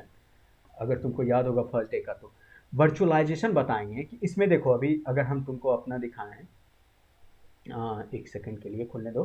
तो देखो ये अभी मेरे पास 3 OS हैं। हम इस तीनों को एक साथ ऑन कर सकते हैं और तीनों को यूज कर सकते हैं एक साथ। जो लोग हैकिंग सीखते हैं वो लोग इस चीज़ को प्रैक्टिस करते हैं कि अपना एक तरफ विंडोज खोल के रखे हुए हैं और अपना काली से हैक कर रहे हैं उसी विंडोज़ को, ठीक है। तो तुम ये सब कर सकते हो वर्चुअलाइजेशन के जरिए, और हम तुम लोगों को खोल के दिखाएंगे और करके भी दिखाएंगे कैसे ये सब करते हैं, इंस्टॉल करते हैं। तो इवन तुम सिर्फ प्रोग्राम नहीं अलग अलग सर लेकिन हाँ बोलो। बोल रहे हैं कि सर लेकिन हम लिनक्स जब इंस्टॉल किए थे तो विंडोज हम अपना ओपन ही नहीं कर पाए, तो लास्टली हमको लिनक्स अपना पूरा अनइंस्टॉल करना पड़ा तो विंडोज ओपन कर पाए सर। ओह हाँ, देखो अगर तुम बूटिंग का बात कर रहे हो, देखो एक दो तरह से इंस्टॉल होते हैं, है ना। तुमको बताते हैं, दो तरह का होता है। एक तो ये वर्चुअलाइजेशन हो गया। वर्चुअलाइजेशन क्या हो गया कि इस सॉफ्टवेयर में तुम, ठीक है, इस सॉफ्टवेयर में तुम अलग अलग ऑपरेटिंग सिस्टम इंस्टॉल कर रहे हो। तो तुम्हारा मेन सिस्टम, जिसको हम लोग होस्ट सिस्टम बोलते हैं, होस्ट सिस्टम वो हुआ जिस पे तुम करेंटली काम कर रहे हो, या जो तुम्हारा मेन सिस्टम है, तो तुम्हारा मेन सिस्टम ये विंडोज ही रहेगा। इस विंडोज पे एक सॉफ्टवेयर की तरह ये तुम्हारा रहेगा, तो एक ओएस ही, ये उबंटू एक ओएस है। लेकिन हम इसको क्या कर रहे हैं ना, इसको इंस्टॉल कर रहे हैं, ओके। एक ओएस इंस्टॉल कर दिया और वो एक प्रोग्राम की तरफ फंक्शन कर रहा है। इस ओएस को हम देखो रैम दे दिए, 8 GB का रैम दे दिए, 3 प्रोसेसर दे दिए, 128 MB का मेमोरी दे दिए, ओके। 3D इनेबल कर दिए, तो बहुत सारा फंक्शनैलिटी है। तो तुम इसमें अलग अलग हार्डवेयर तुम फेक करके एक ओएस चला सकते हो, ओके, इसमें। लेकिन तुम क्या किए ना, तुम्हारा क्या हुआ था कि तुम बूट कर दिए उसको, ओरिजिनली कंप्यूटर पे इंस्टॉल कर दिए, रियल हार्डवेयर पे इंस्टॉल कर दिए, ठीक है। वो तुम्हारा वर्चुअलाइजेशन नहीं हुआ। तो तुम अगर चाहते हो कि वैसे भी कर सकते हैं, ठीक है, वैसे भी ओएस इंस्टॉल कर सकते हैं और वही ओरिजिनल तरीका है। वर्चुअलाइजेशन तो बाद में आया, लेकिन अगर तुम चाहते हो कि एक साथ दोनों यूज कर सकते हैं तो तुमको डुअल बूट करना होगा, ठीक है। तुम डुअल बूट हो सकता है अगर नहीं किए होगे या कर भी दिए होगे तो एक देखो, अगर तुम सिस्टम कॉन्फ़िगरेशन में जाओगे तो तुमको यहाँ पे बता देगा कि तुम्हारे पास दो दो बूट करने के लिए ओएस मौजूद है कि नहीं है। यहाँ पे तुमको आ जाएगा अगर कोई दूसरा ओएस भी मौजूद है तो तुम्हारे पास, ठीक है। तो तुम यहाँ से उसको डायरेक्ट बूट कर सकते हो या फिर बहुत सारा ऑप्शन होता है इनेबल करने के लिए। तुम क्या किए होगे ना, ठीक से वो तुम्हारा इंस्टॉल नहीं हुआ होगा उबंटू को, ठीक है, और वो तुम्हारा ग्रब पे काम करेगा उबंटू, ठीक है, ग्रब बूट लोडर इंस्टॉल करता है, तो तुम विंडोज़ को सेटअप नहीं किए होगे ठीक से ग्रब पे, इसीलिए वो नहीं काम किया। हो सकता है हम लोग कभी करें उस चीज़ को, हालांकि उसके लिए मेरे पास एक एक्स्ट्रा हार्डवेयर नहीं है, पर तुमको बता जरूर देंगे कि वो चीज़ कैसे करते हैं, ओके। फिलहाल के लिए डुअल बूट इसको यहीं पे छोड़ेंगे, कोई और डाउट है तो पूछो, ठीक है। लेकिन ऑब्वियसली तुम्हारे पास वही चीज़ हुआ होगा, ग्रब ठीक से इंस्टॉल नहीं हुआ होगा और डुअल बूट सेटअप नहीं हुआ होगा। डुअल बूट करोगे ना, तुम गूगल करना how to dual boot Windows and Ubuntu या लिनक्स टुगेदर, ओके, तब तुमको सही स्टेप मिल जाएगा। किसी को कोई और डाउट? यस सर, मेरे में भी वन टाइम पे वन ओएस। देखो, अगर तुम इंस्टॉल भी कर लेते हो ना दिवाकर, तो तुमको हाँ वन टाइम पे एक ही को यूज कर पाओगे, ऐसा नहीं है कि तुम दोनों को यूज कर पाओगे। वन टाइम अगर मल्टीपल यूज करना है, ठीक है, तो तुम क्या करोगे, तुमको वर्चुअल बॉक्स ही एकमात्र तरीका है, ओके, एकमात्र तरीका है वर्चुअल बॉक्स। VMware बहुत सारे टूल्स मौजूद हैं, ठीक है।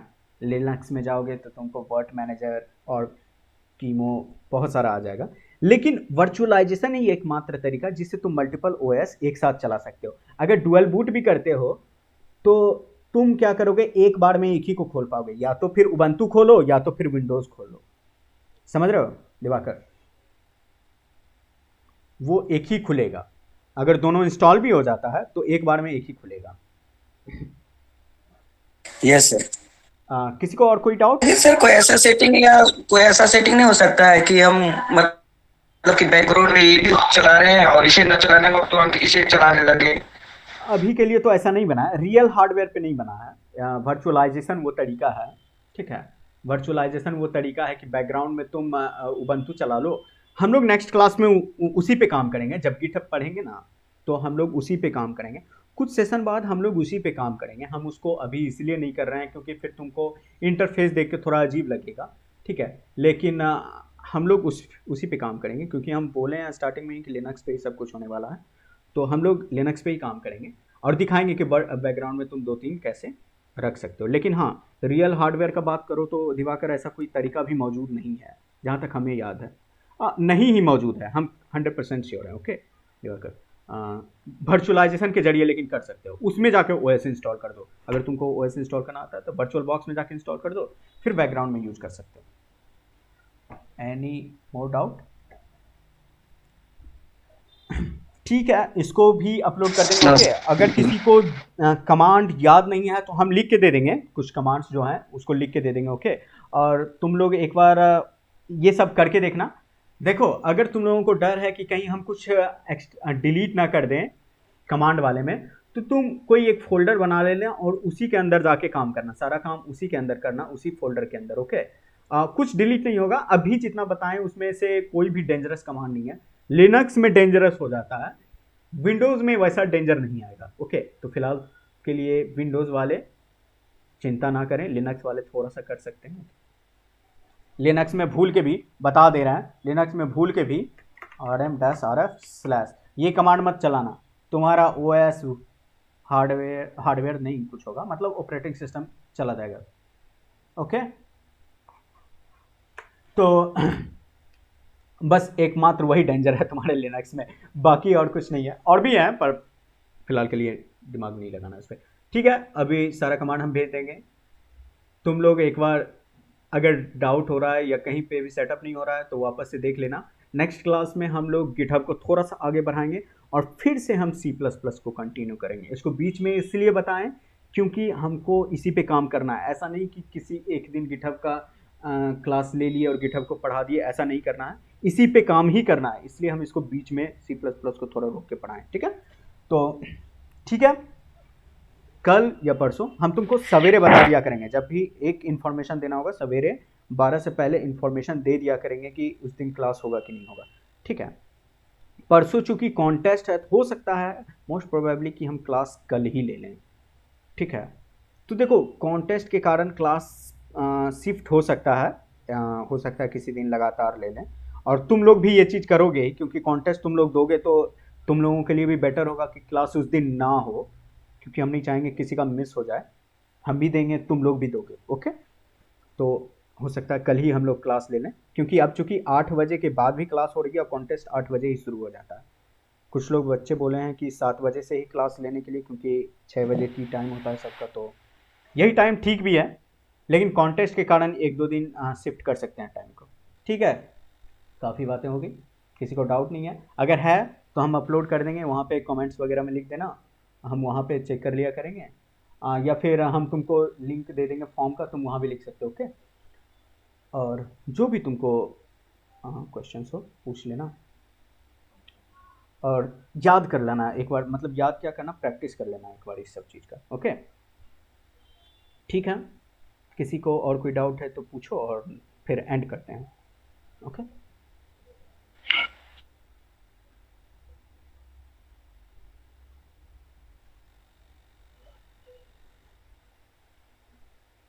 और ये जो भी बताए हैं ना अभी, ये रिपॉजिटरी मौजूद है, ओके। अगर किसी को देखना होगा तो याद रखना इतना, इसको हम देखो हटाते हैं, ठीक है। हम इसका मतलब लोकेशन शेयर कर देंगे, अभी ये रहेगा जब तक कि हम गिट वाला कंप्लीट ना कर लें, इसको यहीं पे छोड़ देंगे, ओके।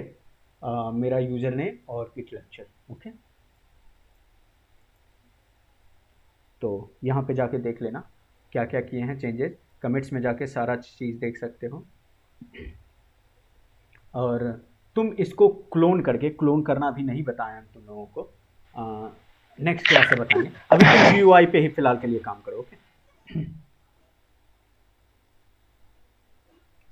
ठीक है, फिर एंड करते हैं, ओके। तुम लोगों को कोई डाउट नहीं है, होना भी नहीं चाहिए था, एंड करते हैं और मिलते हैं फिर, मोस्टली कल ही मिलते हैं, ओके। देखते हैं, बता देंगे हम, ठीक है। Good night. और हाँ सुनो, good night sir. Contact information form जितना हो सके भर दो, क्योंकि हम वहाँ भी इंफॉर्मेशन शेयर कर दिया करते हैं, तो हो सकता है तुम लोगों को नोटिफिकेशन वहाँ से ही मिल जाए, ठीक है। तो कॉन्टैक्ट इन्फॉर्मेशन फॉर्म भर दो, हाँ मेल पे आता है, जो फॉर्म भरे होंगे उसको मेल पे चला जाता है, ठीक है। और होमवर्क किया करो टाइम टू टाइम, ठीक है। फिर एंड करते हैं, बाय, गुड नाइट, ओके।